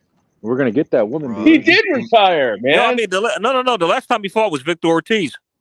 No, I Bro. thought he fought Figueroa Jr., No. didn't he? And he got fucked up by him. Bro, that was like 3 years ago, wasn't it? Was that on the Ugas Spence undercard? No, that wasn't Guerrero. Ooh, I gotta check. that was, Yeah, he was. I could have sworn he fought Ortiz. Him and Ortiz fought like maybe a year or two ago or something. Yeah, I you could've talking sworn about it was Robert that Guerrero? was Yo, his dude, last fight. I swear. I must have missed because I feel like I haven't I seen remember. I Robert remember Guerrero. because when the fight was on, nobody gave a shit. Nobody watched it in the crowd. Like nobody really. All I gave a remember is Yeah, Guerrero nobody cared. fighting and getting caught by multiple uppercuts to the point where it fucked him up and he was out of the fight. Shout out to Yeah. Oscar Jules, I Jimenez. checked. Jules, let me read the super chat. Jules, what do you think is the lifespan of the PBC and Al Heyman con huevo in the next couple of years? Do they disappear? It's a distinct possibility for one reason. The way that stables usually go under is if they lose network broadcast money, the fighters have to go elsewhere for fight dates. That's the lifeblood of the promotional outfit, is the money that they can get from a network. If you don't have network money, you don't have fight dates. You're basically just a middleman, a booking agent. So fighters would elect to go somewhere else. That, well, Brody, if you don't got a platform for us to fight on, what the fuck do we need you for?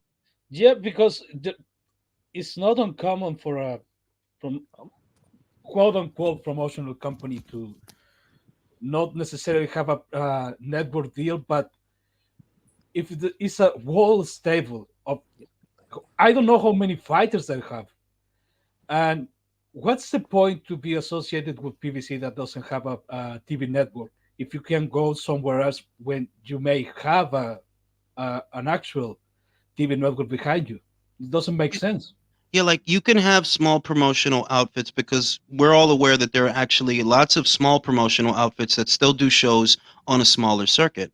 But for the kind of purses that some of these fighters are going to want, for what they want, okay, yeah, that requires you to have a platform and a network budget, because what you guys want is 6 and 7 figure paydays. That's what you want. Yeah. Well, you ain't going to get that, fighting in small hall shows. And that's what the smaller promotional outfits do. They fight in casinos and small places in very small, remote locations. Whereas, Thurman won 7 figures. Call a spade a spade. Thurman won 7 figures. Danny won 7 figures. Lara won 7 figures. Wilder won 7 figures. Ruiz. All these guys want $1 million and better whenever they fight. And you not gonna get that money unless you got a network.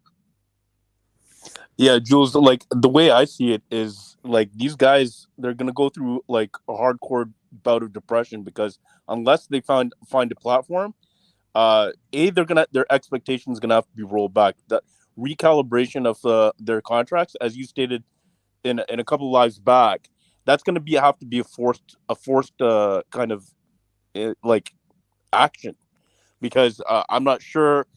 I want to ask you and Don in regards to Oscar Jimenez's kind of statement. Yeah. So, what is the percentage of the PBC stable of the entire boxing kind of community, like fighters?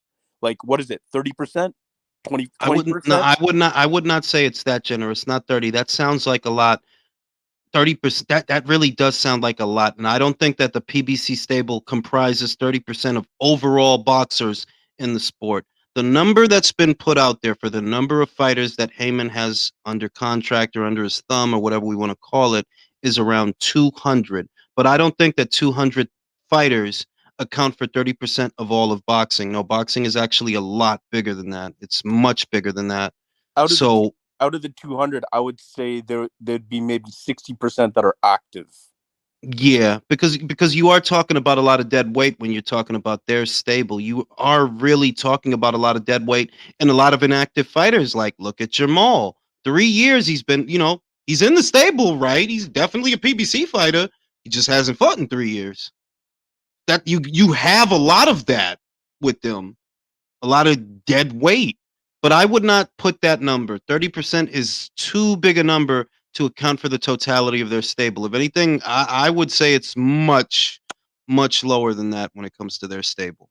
And And it's and further and rolled back and it's further rolled back with that kind of 60% activity out of the 200 that kind of represent a lower percentage of the overall fight community. Like, so yeah, I was, you know what, it was kind of weird. I was like shitting all over the circus fight with Tyson Fury, but and I was kind of thinking to myself, like, why would other big boxing promotion outfits not shit all over these, you know, misfits and like influencer boxer? And yeah, is it putting boxing out there? Yeah, maybe it is, not in a totally like grandiose scheme as actually professional boxing. But then I thought to myself, because the future of fucking boxing, this sounds terrible, but it seems a little grim for the way that things are going. So I was thinking to myself, why not have a few more of these circus fights with these MMA crossover and whatnot? Because in due essence, these MMA fighters, they are fighters and they have a propensity to kind of learn the sport of pro boxing. So some of these cats that are not that old, like, why not like bring them into the light and we get these fights for entertainment value, but at the same time it kind of pushes the sport to kind of lengthen its life in due case for the future to come, because otherwise it's Can cats I like say one we keep. response to your Yeah, segment? yeah, I, shoot, man. I don't think that's gonna work because the biggest name fighters are in the UFC, and UFC has rights to all their fighters. And like, if it's fighters that are retired, like let's say, like Connor now, if he retires and he wants to like come into fighting, it's not really gonna work for him because he's already been like knocked out in the UFC, and um he's already lost. So for it to work, it would have to be fighters that are active and they have a buzz around them. But during that time, they're always going to be held to that UFC contract. yeah, like UFC fighters don't have the autonomy at the height of their popularity to decide that they're going to box. They don't have that autonomy. But moreover, the long-term solution, and I have to stress this. We're not actually talking about all of boxing. We're talking about American boxing, not all of boxing. The UK boxing scene they have a fresh crop of heavyweights. They're going to build fights around those guys. Solomon Dakers, Fabio Wardley. They just did the thing with David Adelaide, Frazier Clark, Itsuama. They have a fresh crop of heavyweights just right there in that scene alone. They have a fresh little domestic light heavyweight scene. In other words, they're fine The Australians are also, they're fine. The Japanese, they're fine. The Mexicans are always fine. They're always producing fighters. They're a factory of fighters that produce nonstop fighters. So it's really just the American boxing scene that is facing this crisis. And in order to fix it, what really is going to fix it is you got to restructure these deals. And these fighters need to make less money. Oh, I know people aren't going to like the sound of that. The managers and but costs have to come down, period. Because if you guys aren't, the idea is to create a budget where fighters fight more often. Well, you can't fight more often if we're spending $3 million every time you fight. We can't. And a lot of times you guys aren't even worth those kind of huge guarantees anyway.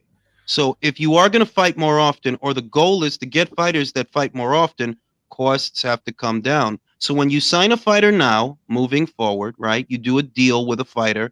Yeah, this is going to be for less than the other guy's deal. There's going to be friction. There's going to be growing pains. There's going to be transitional phase. But that is how you fix it. Deals have to be restructured to where fighters fight more often and get out there more often, because that's what builds the brand. You can't build a brand around a guy who's only fighting 2 times a year. People barely see him. Yeah, They barely know him. if if you're going to play if you're going to do the blame game, are the fighters also to blame? Absolutely. Because look, let's say you are getting 1 million and 0.5 million of views, and you say, okay, I don't like the money, I want to go to pay-per-view, knowing that your numbers is not gonna be the same. You're not gonna have 1.5 2 million guys watching you. You at least you're gonna have 100K 200K people watching you. Not only are you're hurting the fans, but you're actually hurting your promotional company and the deal you have with this TV network, because their numbers are also down. So I feel like some of these fighters are treating this boxing business as like, look, I don't care what happens with the fans. I don't care what happens with my promotional That's company. I exactly mean, what TV. they're doing. That's Yeah, exactly what they're doing. But you know how you keep them in line? With the money. With the money. That's why it has to be a market reset. It can't just be a promoter. It has to be all promoters. It has to be a market reset that the value for a show is going, well, what you expect to make. Yeah, that's coming down, and it's coming down across the board. It has to, because the relationship with the broadcaster is far more important than the relationship with the fighter. Fighters rise and fall. Fighters come and go. Broadcast networks, you need them. That's the lifeblood of what you do. Without them, how the fuck does anybody get seen? yeah, So more emphasis on delivering numbers to the broadcast partner and less emphasis on satisfying the financial demands of a bunch of narcissists. you're basically talking about lobby between the promotional companies. Every promotional company and TV network is going to say this is going to be the cap of the prices. It's not going to be official, but this is going to is how is going to be for now and forward. I think the only guys that are not going to play along and they're saying play along is saying they're going to spend a fuck ton of money trying to corner the market is the Saudi Arabia guys, because they are willing to burn money now to get some of these fights, and they don't care about the money. Much the son they're starting to care about the money because they are trying to operate on the black, not on the red, like they were doing before. Torfrank never wanted to operate on the low numbers, and PBC is out. So I think the only guys that they're going to play aggressively, maybe in the same way Matchroom was playing aggressively to try to corner some of the fighters, is the Saudi Arabia guys, because Well, they have yeah, the money. but we see that Saudi Arabia is sporadically Yeah, injecting big cash into boxing because, and you know why I say sporadically, because we don't know what they're going to pay for. You know that they decide on their own what they think is of value at their own discretion. In their own mind, they thought that Fury versus Ngannou was of more value than Joshua versus Wilder. I could have told you that commercially Joshua versus Wilder is bigger than that. It will generate more. So while the Saudis are injecting big cash, until we see a structured effort to do several shows, throughout the calendar year, something along the lines of a schedule, as opposed to just sporadic fights, sporadic investments. You can't rely on that. You know what I mean? You can't rely like so what? Like, are they going to burn that kind of cash every time moving forward? We don't know that. So until they make a conscious effort to really develop a scene, and they're trying to, but it's like they don't know what they're doing, or maybe they're talking to the wrong people, or maybe they're being given bad advice. Because look, dog, for what y'all spent for that shit two Saturdays ago, that's crazy.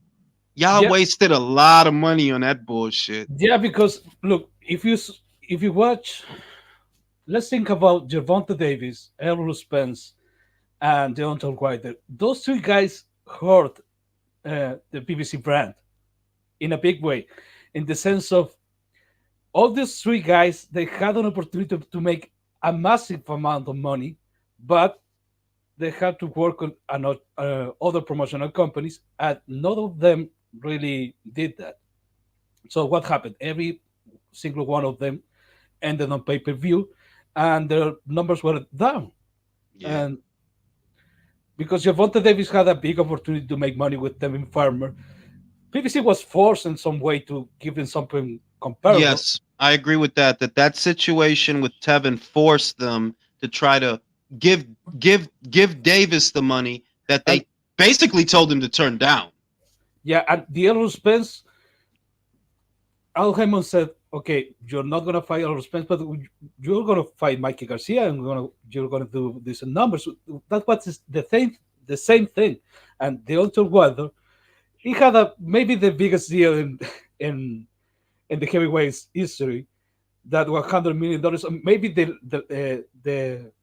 the offer before that was even bigger, and they're turning down in hopes that Fury can make similar money.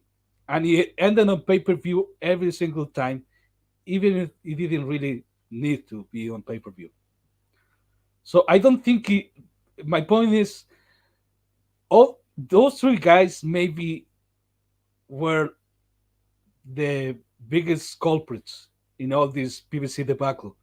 I don't think you need that much in terms of this cross promotional war, that betting war, to really hurt a promotional company.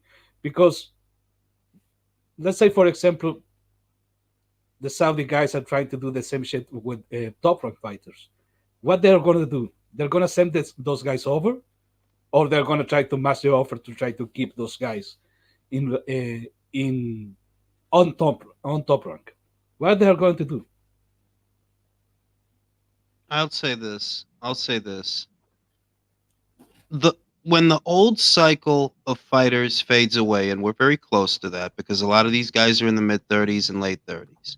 When you have that young crop of fighters that you start to sign, those young guys, that's the opportunity to reset things. That'll be the opportunity because what's done is done now. You got guys that they simply won't work. They won't fight unless they make a certain amount of money. So you got to let them burn. You know what I mean? You got to let them like, fuck it then, don't fight. Fuck it. Don't fight. We don't need we Yeah, can't he's gotta burn let that him on fade you. out. You got to let them fade out. Like, all right, bro, if you saying that you ain't going to do this for X, all right, bro, you go. You can go.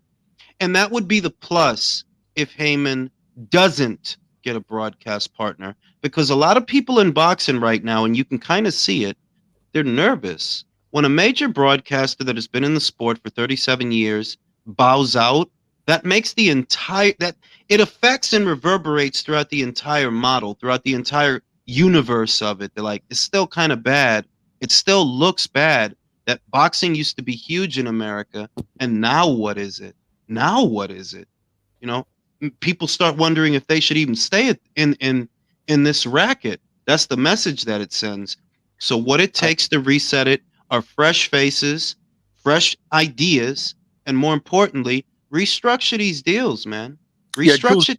you kind of answered what I was gonna ask you like just now, but it's kind of that sounds kind of terrible. Like the next like maybe 2 3 years, if they don't get a platform, the next 2-3 years are going to be kind of abysmal, because then these cats that, as you stated, whose job is it to force a recalibration of fighters who have tasted the age of decadence, right? Your statement is they're not going to ever fucking fight because they're not going to get the money that they were getting, that were really overinflated at a time where should we put all the blame to PBC and Al Heyman? Should we put it to No, the and that's zone one when thing I'll when say. DAZN was launching in North America? And that's one thing I'll say, that a part of it, not all of it, but a part of it, was the exclusivity deals, and that's not exclusive to the PBC. Once boxing became fragmented enough, and this is a slow burn because this has been going on for well over a decade, the sides of the street thing, like, yeah, that these guys fight over here and those guys fight over there, and exclusivity contracts. The exclusivity contracts have to stop. And as unrealistic as this sounds, yes, you need a bartering system. You do. If this guy has a fighter that you can use, and he has a fighter that you have that he can use, you need to work something out to where you're both doing big shows that draw eyes. Because the way you guys are doing it now, neither of you are doing very big shows with the way you're operating. No, you're not. That if you know, okay, look, I want your guy, I want this guy, I want to use this guy for a show. Can you let me borrow him? All right, bet. If you let me use this guy that you got, and we both get to do at least one big show apiece on that kind of schedule. That's what needs to happen, because the way the market is now, you don't want to be pulling from a domestic market anymore. You want to be pulling from a global market, because boxing has gone global. And if you go global, no, you won't miss. But if you stay domestic, you absolutely will. Because here in America, domestically, boxing is just not doing good. It's just not, fam. There's no way around that. Because you're talking. Sorry, go ahead. Go ahead. Oh, okay, because what you were basically stating, and I was kind of calculating in my mind that, okay, if it's not just the fighters, yes, you're right. It impacts their manager, the promoting agents, and whatnot. So if the pie gets cut smaller, because obviously you want to make these fights, and you got to do it in a way that it actually makes money, right? These guys have to have a lower kind of cap, or like some type of ceiling in regards to what they're gonna ask for fights. So, but everyone's fucking pie gets smaller, right? Yeah. I mean, the market value of a show, basically, like, it seems like a common sense argument, but it's not what goes on. You know, when you see a guy like Luis Ortiz that hasn't fought in a while, you say, why? There are other fights out there that he could have been in, so why isn't he fighting? Oh, probably because he wants a lot of fucking money that nobody's going to give him. At the root of it, that's what it is. That, yeah, you would be fighting if you realize, bro, ain't no motherfucking money fairy about to come in here and throw you $1 million. It's not happening. So either you're going to fight or retire, bro. Just retire. But not only that, likelihood is it's not then the quality. So that these guys, at first they're banking for a huge buck for like one single fight or one type of pay. Now that's kind of like, okay, you want to make that same amount, then you're gonna have to fight 3 times a year, right? Whereas a lot of these guys, I doubt they're gonna revert back to that, saying like, holy fuck. And you have to let them see. Like, look, here's an example. This news literally just broke. I mentioned it earlier. We all had a laugh, but it's an example of what I'm talking about. That Al Heyman doesn't know what he's doing. Why are you conjuring the ghost of Andre Berto and the ghost of Robert Guerrero? Let them die, bro. Nobody wants to see them. What makes you think that boxing fans that follow boxing in this day and age want to see those two guys? You're just wasting time and wasting space. Think about it. Those guys are going to get paid to fight. But Rick, do you want to see them? No, what he's doing is basically he's trying to sew a sweater out of lint. You understand what I'm saying? He's literally trying to sew a sweater out of lint. It's about to be Christmas, and the ghost of Robert Guerrero is coming back to show you the real love of boxing. In seriousness, wait, let me say this. In seriousness, this accents the wasteful spending that I'm talking about. Resources should not go into scheduling Danny Garcia versus Eris. Are you fucking kidding me? You're spending money on that. You're spending money on fucking Berto versus Guerrero. You're gonna pay the. Nobody wants to see that. Why are you spending money on fights that yield no return, that do absolutely nothing? Why? Julius, he doesn't have the revenue to pay these other guys who are asking for overinflated and exorbitant fucking purses. He doesn't have the money. Then better nothing than that. Better nothing than that. Wait, sometimes I think about Al Heyman and his business practices and say to myself, maybe Al Heyman, maybe nobody understands Al Heyman, and maybe he's a saint.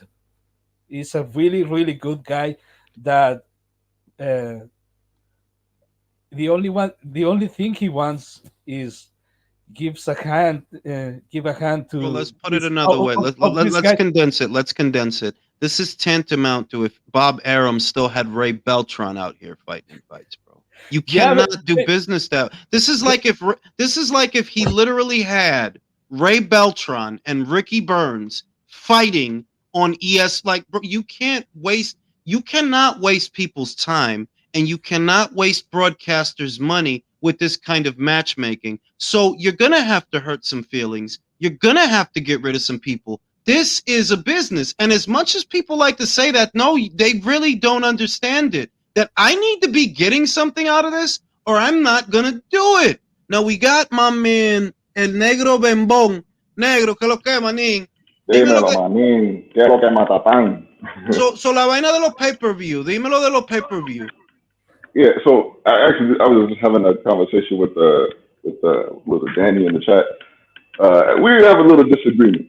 So I'm of the opinion that pay-per-view should die. Because look, pay-per-view was not as popular when boxing was at its peak, right? The most famous, the most popular boxers of all time were guys that were not on pay-per-view, right? Ali is known internationally, and it was watched by millions and millions of, like dozens of millions of people around the world. Now that you have more and more pay-per-views, we're getting like 100,000, views on each event, right? That's trash. That's garbage, right? Boxing has become a niche sport ever since pay-per-view has been getting more and more popular, right? Because it's like you said, it's a GoFundMe, like it's a GoFundMe model, right? It's crowd-funded boxing. It literally is. They want the money that's supposed to be coming from the network to come from us, and it's like, well, that would be okay if it was for a super duper great fight, but it's not. It's exactly. And it's like and I'm with you on this. That it's not that I think pay-per-view should die altogether. It's that most boxers should come into it with the understanding that there's a high probability I don't even get on pay-per-view, because it seems like most of the boxers think, yeah, we all gonna get on there one day. No, fam, that's not gonna work. You know what? Not only that. That's what I see, that most of the boxers that are out there right now, their aspiration is to make it on pay-per-view, as if you can't make it outside of pay-per-view when you can. In fact, just like Bambong said, some of the biggest boxers that ever fucking boxed, they weren't on pay-per-view, and boxing was literally huge in those days. No, but Julius, you're not thinking about Andrew Berto. What is Andrew Berto's gonna do with his mortgage? Bro, with his rent? Pero esa es la otra cosa que mira, alguna gente se tiene que joder. I'm sorry. Yes, I'm sorry, but this is how business works, de verdad. What about Robert Guerrero? Who's going to pay for his... Leo, ponlo tú. If you got two guys boxing on the undercard, what does that mean? That means they're both taking up time and money. So then you look to the consumer and go to the average consumer and ask them if they care about that fight. They'll tell you no. So what does that tell you? That you're literally wasting time and money putting on a fight that no one even wants. So why do it? Listen, another thing is this. If pay-per-view disappeared, like, sure, maybe some fighters the highest paid guys might get a little less. But which one of those highest paid guys do you think would stop boxing altogether if they got a little bit less? Like, do you think Canelo would stop fighting if he got paid, 20 million instead of 50? Do you think, guys like that would stop? Like, do you think Not AJ would even stop fighting? no, no, no, and that's a good point. That let's just say that that's what happened. I think that his demands would lower to the market value of the show. I don't even think he would stop fighting. I just think the expectations would come down because they have to. Because they have Hmm. to. You can't ask for something that doesn't exist. And what's been going on in the market now is that's literally what the fighters are asking for. When Andy Ruiz gets out there and he asks for what he asks for, okay, well, you're asking for fucking money that doesn't exist because you're Right, not gonna fucking generate it. right. And those guys let's say in a hypothetical situation, right? Let's say there's no pay per view, and let's assume that they got paid a little bit less. Like these guys like Andy Ruiz that don't want to fight. Let's say Keith Thurman, guys like that. Are we gonna miss them? No. Do we care? Thank you. That's what I'm saying. That esa gente que tienen esos practices, yeah, que se mueran, que se vayan, que se jodan. They need to go. They need to go because the sport is not better for them being here. They're spreading esa mentalidad que no, que I gotta get this. And maning, it doesn't work like that.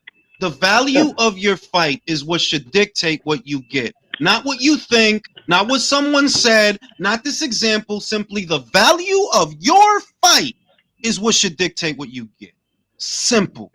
And listen, we already pay for these fights, like through our subscriptions. We already paying for these. La otra vez, no es la verdad que when you pay your monthly or annual for ESPN, when you pay your monthly or annual for DAZN, bueno, ya tú pagaste. So you should get you should get something back. Right. Like what? Like literally, we're being treated like suckers. We're getting charged twice for the same product, for the same thing. Exactamente. Y el lío ahora, okay.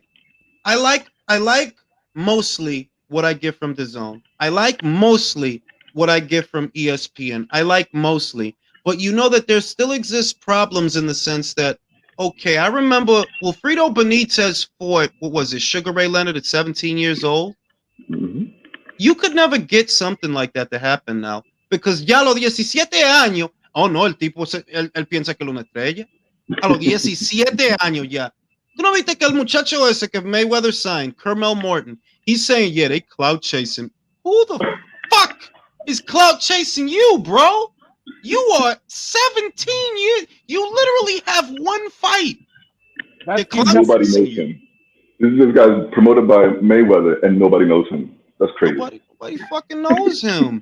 And you need to in one sentence, the way that carpenters need to be carpenters, the way that lawyers need to be lawyers and doctors need to be doctors, fighters need to be fighters.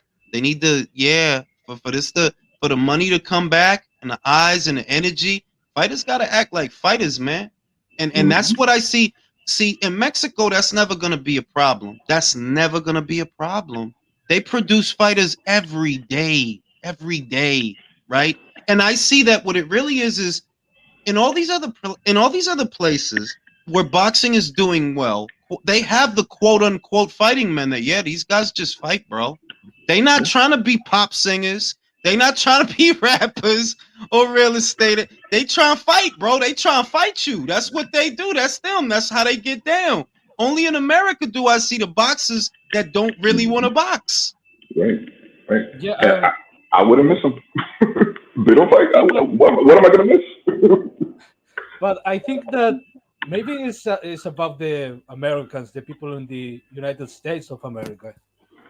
I don't know if the promoters and TV networks are realizing that. Look, you have sports, you have the NBA, the NFL, you have baseball. Boxing is not at the it's not comparable anymore with those sports. Those are Not at your all. sports. Those are your sports in the same way that in Chile, soccer is our sport. In the same way that in India and Pakistan and Bangladesh, cricket is the sport of those the most popular sport on those regions. Boxing is not anymore American thing. It's And not. I think people have to realize they can still make money, but you cannot try to cater to that specific demographic because they're not going to listen to you. They're occupied with another things, and boxing is not appealing anymore in the same way at least that it was before. Ok, ponlo tú, Leo. Vamos a ponerlo así, ¿verdad? Te voy a hacer un ejemplo.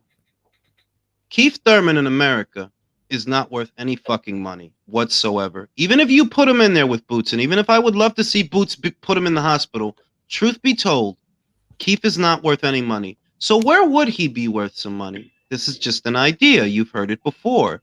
If you sent Keith Thurman to the United Kingdom to box Conor Benn at the O2 Arena, that would literally generate money. So what does that mean? That you need to start thinking about the money in boxing as being global and not local. If you're willing to travel and you're willing to fight, you can make money. Stephen Fulton may have lost to Naoya Inoue, but he did make $3 million fucking dollars.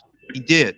So when you start thinking of, it's a lot of fucking money. So when you start thinking about the pot, you got to start thinking about the pot in the sport of boxing as it's not a local pot. You want to draw from a global audience. So let's say you got a guy, Jai Opataya. This guy draws well in Australia. If you're Noel Gavor, you don't turn this into a sides of the street thing. You don't, no, I'm going to Australia. Why? Because if I go there, I get paid. I'll get money. And that's how all the fighters need to be. Not some of them, all of them. But especially the American ones, because you guys are the guys that ain't worth a lot of money. Quiet as kept. Guys like Josh Warrington and Lee Wood draw more than most of you in their domestic markets. They literally draw more than most of you. When they fight, people show up. You got an unbeaten up-and-comer in Johnny Fisher. They literally follow him from county to county to watch him fight, okay? You guys out here, most of you, for as great as you think you are,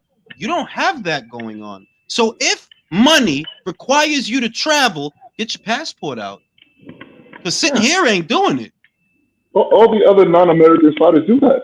That's normal for them. Exactly. Like, I don't even know why Russian fighters, Kazakhstan fighters, Uzbek fighters, or everybody's willing to travel. Julius, some dude today on Space tried to tell me that PBC fighters are inactive because PBC has the biggest stable of fighters.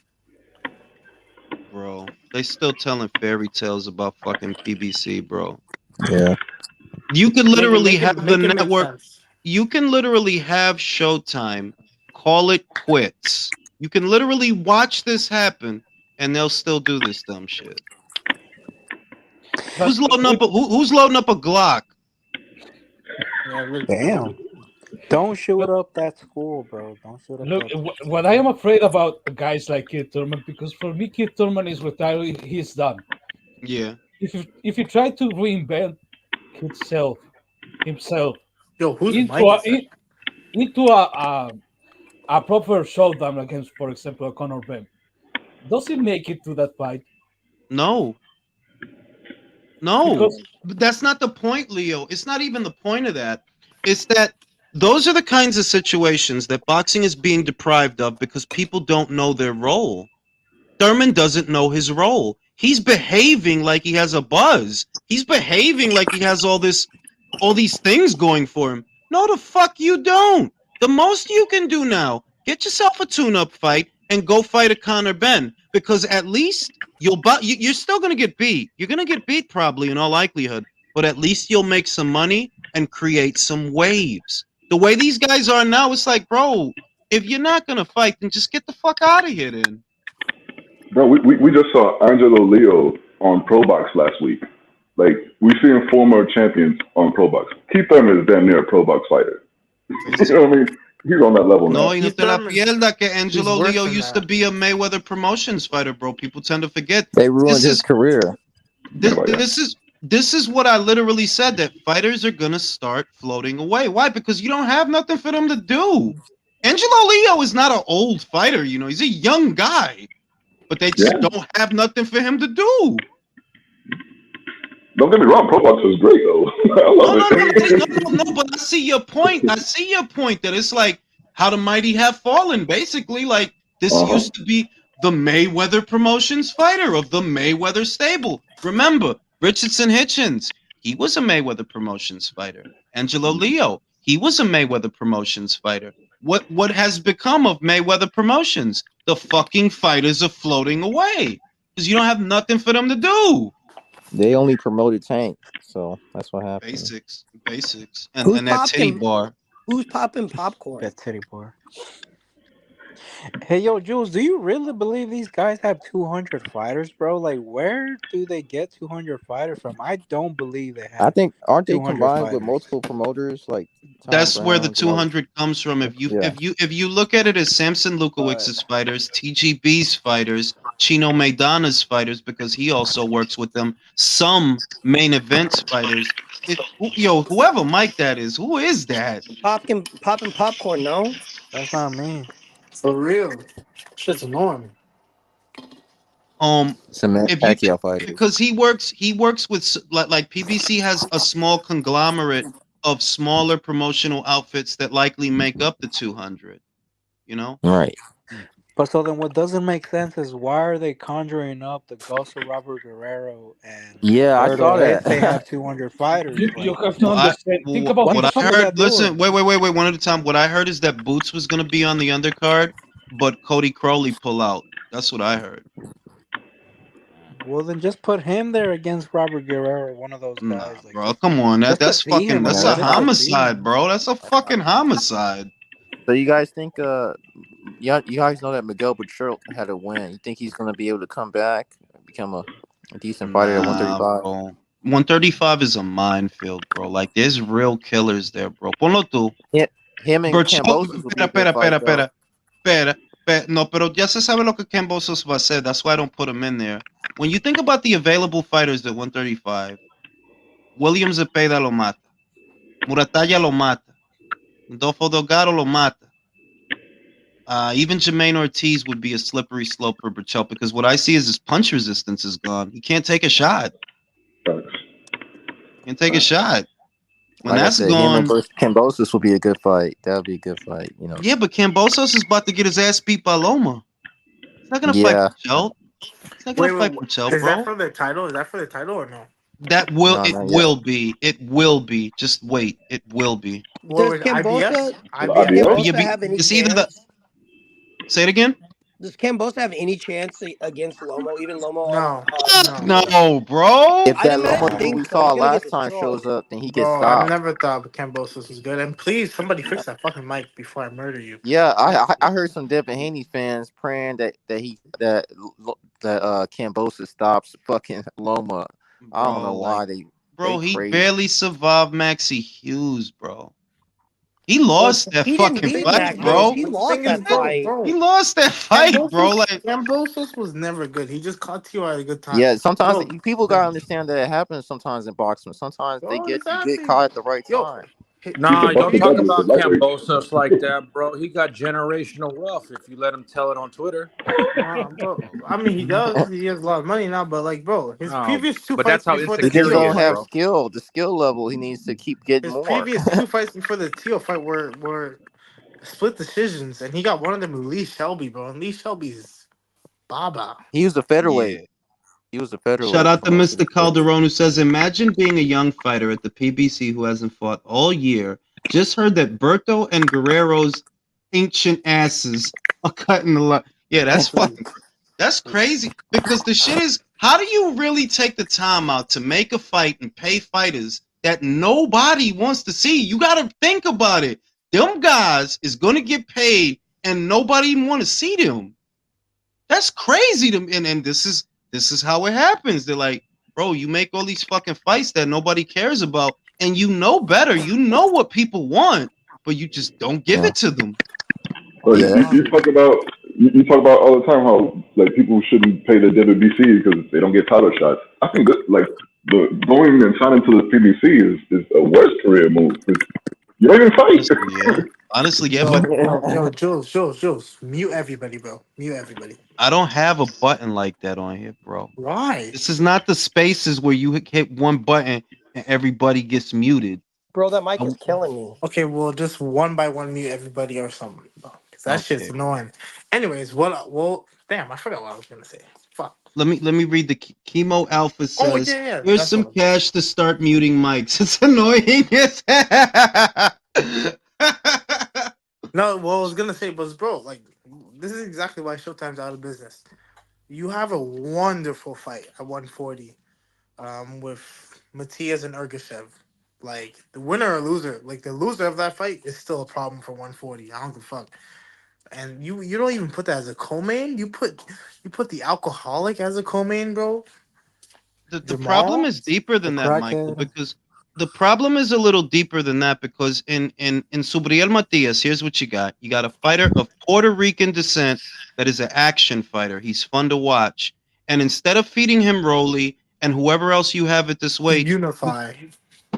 it's like you literally have a guy who can start making you money. Literally though, like yeah, like this guy's fun to watch. If you base him out of New York, you know the Puerto Ricans will show up for him. You know they'll go to the Hulu Theater for him. Just give him the exposure. And you got him fighting random ergonomics guy. No, Ergonomics. but He's nah, but fighting. Ergashev is a problem, bro. Don't I'm not disrespect saying Ergashev. he's not, bro. I'm just saying that they don't want to do what is necessary to create a star because a part of what is necessary is you got to feed him a Rolly. You got to let him beat Rolly to death. I He could don't be a know why. superstar. I don't know why they put Damn, to stock in death. No, Rolly. Rolly's I don't protected, know why literally, they put bro. stock in Rolly just because I don't fucking know what. he's an idiot at fights, bro. Like feed him to somebody if anything. He has a belt. Feed him to Matias, bro. That's a unification that brings eyes. It moves the division along. Yes, he is, Jonathan. Yes, he is. Do you think it's because Matias doesn't speak English? It Is that doesn't matter. Bro, it don't It's matter. that He the shit whoops is it, ass, bro. He bro. The whoops shit is ass. that la vaina ese tipo es puertorriqueño, bro. You can fucking sell him. Like is to me, it's a madness that they've had him there for about what 2-3 years now. Y todavía ustedes no diciendo like yo dog. He stands a better chance of selling than Rolly, than most of what you have. But you don't know what you're fucking doing. You could have been fed him a couple of guys and put him as a co-main. En vez de gastando tiempo con toda esta vaina, put him as a co-main. He's made for TV. He's made Exactly, for bro. TV. When they just don't want to. When They're I just Bob, wonder stupid, why they make bro. It's that. that they're stupid, When bro. It's that Bob doesn't like you, bro, or he doesn't feel you, bro, or he wants to test you, he'll do that all the time. He'll put you in the tough fight, like bro. So apparently they're trying to do Raymond Murataya and Keyshawn Davis like soon. So I'll like, and take it. honestly, I'll bro, take it. I like that. I I'll I'll like take that. take that. it. That's a tough fight, but that's early for Keyshawn. That's a No, tough pero fight. también no, but this is what we're talking about. That like you can't have this mindset that because I have two unbeaten guys, oh well, then I'm gonna have two unbeaten stars. No, they need to fight, No, and one whoever of them needs wins to is my fight, and star. Whoever exactly whoever wins is wins, my and star. that's the one you put stock in, not multiple guys that you try to force us pay-per-view on us, bro. Try to That's sell the us matchroom model, right? $80. That's the Eddie Hearn model, right? Just match them all up, let them fight. Yeah, match the all and to think that Rick was literally criticizing him because Nani Shenga. Well, what? So what do you recommend, bro? That he not fight anybody who could fight? That he match the guy softer so that he doesn't get knocked? Like I see him criticize him on Saturday when the IBF light flyweight champion got knocked out, and I'm like, so what's the recommendation here? That he should never put him in a tough fight? Oh, that he should never fight Mexicans? That makes sense. Yeah, Rick has something against Eddie. I don't know exactly what it is. He's okay if Eddie every other stable, but whenever it comes to Eddie, there's like some type of bias. Eddie can do Yeah. no Yeah. good at all, What apparently. did, what did Eddie do to Americans? Like, only I Americans, well, don't know. no, not, But not just when Americans, you but talking about a light flyweight and you're telling him that he shouldn't fight Max, that's like, bro, think about what you're saying, bro. You know that most of the light flyweight division is either Mexicans or Japanese? Or Most of it, Ty bro. or whatever. And you're saying, yeah, Eddie doesn't learn matching his fighters against tough Well, what should he do, bro? Match them safer, protect them, wrap them in a cocoon, make them fight only once a year against, I don't know, handpicks? That's why we Wrap them watch. in bubble wrap. I But guess. yeah, that's part of the reason why Nashinga was PBC never was going to there. be a champion long anyway. He needed more experience. That's the other I shit. If don't. you would have put Noni Shenga in there with Taraji, what do you think would have happened, bro? What Yeah, do you he would have think got would have knocked out. happened, bro? Like Taraji's the motherfucking man at that weight, bro. He cracking heads at that weight. And the most, I don't know what the fuck that shit is, but I'm about to start muting mics because that shit is killing me. Not me. It's definitely not me. I'm always mute. Unless I'm talking. If I'm talking, I'm muted. Yeah, I'm always on mute too. Well, like I said, like all the money, and I said it in a video that I did earlier today, that like if you're Curiel, listen, bro, you're not gonna become a star. Let's get it straight. The only way you become a star is if you beat the rest of these guys up. That's literally the only way it happens because Americans don't watch light flyweights. They don't.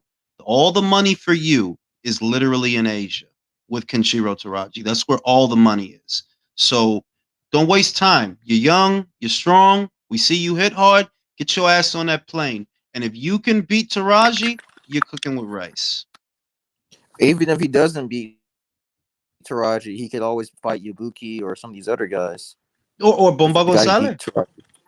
Bomba Gonzalez, Puerto Bomba. Rico versus Mexico. Yeah, he's got a lot of options, whether he wins or lose. But the money, Leo, the money is in Japan. There's no question about where the money is. If you're at light flyweight, the money's in Japan, bro. They watch more light flyweights than anybody. That's their divisions. They put the money in them. They pay to see them, and people show up. So what you have to ask yourself is, okay, Adrian, you just became a champion. Should you go defend the title a couple of times and make a little bit of money, or shoot for the big brass ring? And I say, no, shoot for the big brass ring. You're a light flyweight. You're not going to make a lot of money anyway. But if you fight this guy, maybe it'll be like, oh shit, this is the Unified Ring Magazine. Toda la mierda. Yeah. You don't have time to waste, bro. And I think after a while, Kenshiro's gonna move up, so you can always get those belts again. Well, Kenshiro wants him. He said he wants him on Saturday. Yeah, I know. He said he wants him. Bumba's just Go a after him, problem. I heard he signed with Amanda Serrano. He's one of her fighters now. Yeah, So I'm but like, Bomba let me down, bro. Bomba let me down. He was supposed to fight Taraji, bro. twice. This Well, year. did he duck? Did he duck? It looks like it, bro. He got sick Bro, twice. he said, bro, he That's said what he he got said. sick twice, bro. That's what he said, but I don't, whoever mic that is, man, you're gonna have to drop off with that drink because that shit sound like an emergency room. And I'm now he literally has getting a triage mandatory. flash. Just one by one mute. Bomba? Just one by one mute everybody. Who And then whoever Bomba? wants to stop him, Yeah, he has a mandatory. Remember, he was supposed to fight this one guy, but then he got sick, and then Right, moved he it to was supposed October. to fight on Pro Box. Right. But then He they moved it up. They moved him up. They said the winner is going to be the interim. So this guy from I think Puerto Rico, also Santiago something. He beat the Nicaraguan guy. Now he's the WBO interim, and that's who Bumba's got to fight. Well, he better hang on to that title because look, all the money. You want my honest opinion? I don't think he wanted to fight Taraji. I saw how he was looking on them Japanese undercards, and he wasn't looking good. Yeah, he didn't look good against that Iwata guy. He Didn't look good against that guy. I don't really think he want to fight Taraji. I don't blame him. Look at what Taraji been doing to these guys, man. He been fucking up these guys. Look, fucking up these guys, bro. What's the ceiling for weight? 112? I would say 115 because he's young. I would say Superfly. Bro, his He's fights are young. so He's hard to really watch. he's a young guy and he's strong. I don't think he could go beyond that. But yo, I don't know who Mike that is, but I'm really about to kill this live, bro. Fucking crazy, bro. I'm about to kill this live because that Just one shit by is. one, just one by one, mute everybody, bro. Shout out to Jonathan Pano. Is Cambo the lightweight Buster Douglas? Buster Douglas was actually better than yeah. Yeah, I wouldn't even give Cambo like. I know what Mike is that. It's Negro Bembom. No. I just dropped off a little while ago and then came back on, so it wasn't me. Can you mute your mic? Yeah. It's you. No, it's not. Nobody's doing them sound now. Hold on. It's not me. It's not me. Leo killed it. He just said, "You mute your mic." It's you. Oh shit! You mute your mic. Nah, it's not me. It's not me. right, well, look, man. I'm about to kill us live anyway, bro, because I'm fucking sleepy. I'll see y'all on the next one. I'm going live tomorrow night for the Broadway boxing card. It's gonna be on the zone. For What those that time? don't know, that's gonna be like at 8. Jamel Herring gonna be on that. Oh my god. Yeah, I'm I'm saying, checking that out. I'm gonna watch it. It's Tuesday, bro. What the fuck am I doing? No, it's a good fight. I'm Tuesday just saying, night like, fights, man. Well, I'm you just know. saying. Hey, you don't want to watch people get No, punched I'm in just their saying. face on Tuesday? Shakur beat him so bad he sent him to Tuesday night fights. It's crazy. Oh. Hey, Jules. Oh, Hey, Jules. Really quick. I'm not. I don't know if you've heard anything, but maybe you have. Are the walls really closing in for Al Heyman and PBC? Can they find anything? Is there anything appealing out there, remotely appealing? This is the last I heard. These are the last 3 things. Amazon is not budging. They're not making the deal sweeter. The Netflix thing is a no-go. And I don't know if DAZN is still interested anymore. Those are the last 3 things. And also, I just Those found are the out. last Hey, 3 things I heard. they may just just found end out up like also, on their own island. That's the it. people over there on Go ahead, Michael. Amazon, the people over there on Amazon are actually a lot of the people that came over from NBC. And you know NBC's relationship with PBC didn't end well, so It did not. they're not Oh, looking to do shit. they're not looking to do Al any favors. To the expanded version is the Amazon deal is just a distribution deal that includes marketing pay-per-views and distributing pay-per-views, but it's not an annual budget like what they got with Fox and Show. It's just a distribution deal. That's it. Julius, wait. People like to compare like you did in this picture now. That PVC is similar to Titanic, but really, it's gonna start to look like Castaway. Yeah. You're gonna get stranded on that island. But bro, just go to fucking so. zone. Now here's the thing. No, because like I said, and somebody asked me earlier, I don't know who it was, but they asked. The last I heard, once again, Amazon is just a distribution deal. The Netflix thing is a no-go, and DAZN was interested, but they may not be now. I don't know if they still are. I literally, the last I heard, it's not looking good. It's not looking good. Well, I mean, Al, you know what? Al made his own bed and he can lay in it. You know, it's his own fault. I mean, shit, country. That's how I feel. Shit, At like. some point, these fighters have to just break away, bro. Be like, Well, yo, that's I'm not that's fighting. the Fuck out of here. now, Michael. That's the best case scenario. That's the best case scenario. Fighters will be Michael, okay. that's the doomsday scenario. See, the doomsday scenario was never Showtime leaves boxing. That's not the doomsday scenario for PBC because if they find another broadcaster, they're back in the game. The doomsday scenario is if you can't get them a broadcaster, they're gonna start leaving you, and then the PBC dissolves. Once the fighters start leaving, that's it, bro. That is, it's game over. I hope the PBC dies off, bro, because Showtime wasn't really the problem. Showtime as a broadcaster really wasn't No, the problem. Showtime was the problem, PBC is the too. fucking problem. Showtime was the problem. I think Showtime enabled it to a degree. I do view Showtime as the problem in the sense that Stefan Espinosa, I know he wasn't doing his job because his job, I don't like the phrase, but his job is cracking the whip. That's what he's supposed to do. That vamos a decir que, okay, we look at the numbers from last year. And if you're Stefan, you're supposed to say, yeah, those numbers need to come up.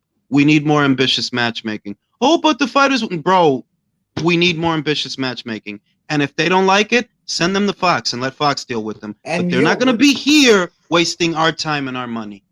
And where did this stupid Netflix rumor come from, bro? Because bro, Netflix doesn't have a single live sport or anything like that. And the first thing they're gonna pick up is boxing. Get the fuck this out is of the here. thing. This is the thing. It's not that the rumor's far-fetched. I heard rumblings of Netflix wanting to get into live sport. I heard that rumbling, but that was way before this stuff. I think that was months ago that they were playing with that idea. I heard that, but I didn't think they were talking about boxing. I thought they were talking about like football. That's what I thought they were talking about. Now, a lot of the football rights are all bought up, so it's not like there's a lot out there for them to buy. So maybe they're getting Pretty what they much can. Just boxing, if you think about it. Yeah, like most of the other rights to other sports are all bought up right now. So, But you gotta understand, guys. Like that doomsday scenario you talking about for PBC, that's the best case scenario for us fans, because then other fighters might go to other promotional companies and fight other fighters. They might It's go only, over and well, it's fight only the on doomsday non-pay-per-view events. scenario. It's only the doomsday scenario for Al Heyman because once you lose the network money, you lose all the leverage that you had over the fighters. The only reason for them to fuck with you is because you have a platform and money coming in. Well, if you don't have Jules, either anymore, they don't need you. Jules, you think Yo, some guys might retire? Because I swear that motherfucker Gervonta ain't fighting nobody, bro. He fucking retires. De acuerdo. I'm not gonna miss him. Honestly, I could see, bro, de verdad. Yes, that makes. You think he's gonna go fight Shakur and You no, crazy, fam. bro. He's not. No way. Yo, but to be honest with you, Jules, and this might be maybe I'm just inconsiderate, but I'm starting to feel like less and less, bad for these fighters who are,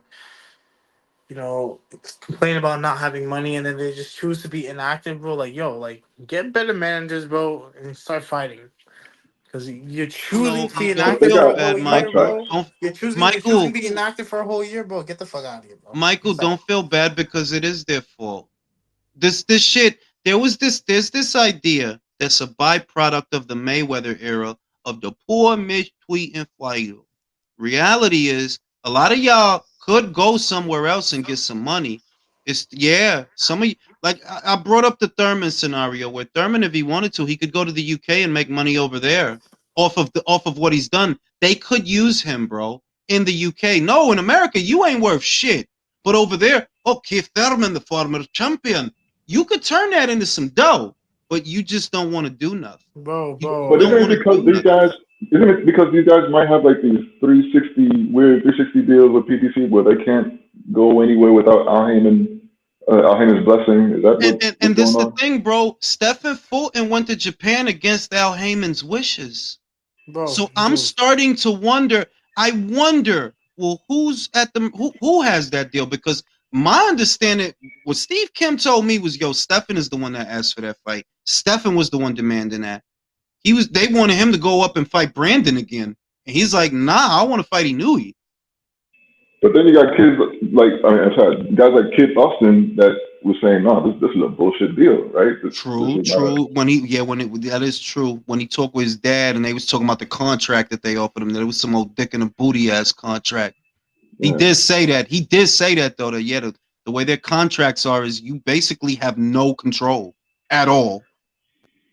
I So guess it might depend like from fighter to fighter, right? Maybe that's what's going on. maybe it could be how he acquired the fighter. Because, like for example, Samson Lukowicz has his guys, but TGB has their guys, but Mayweather Promotions has their guys, but Chino Maidana has their guys, and Sean Gibbons has their guys. So maybe it depends on which fighter we talking about. Because some of these guys is already with other guys anyway. Yeah. Either way, the managers suck. Shit is crazy out here. I'll holler at y'all. I'm gonna go live again tomorrow. All right, deuces.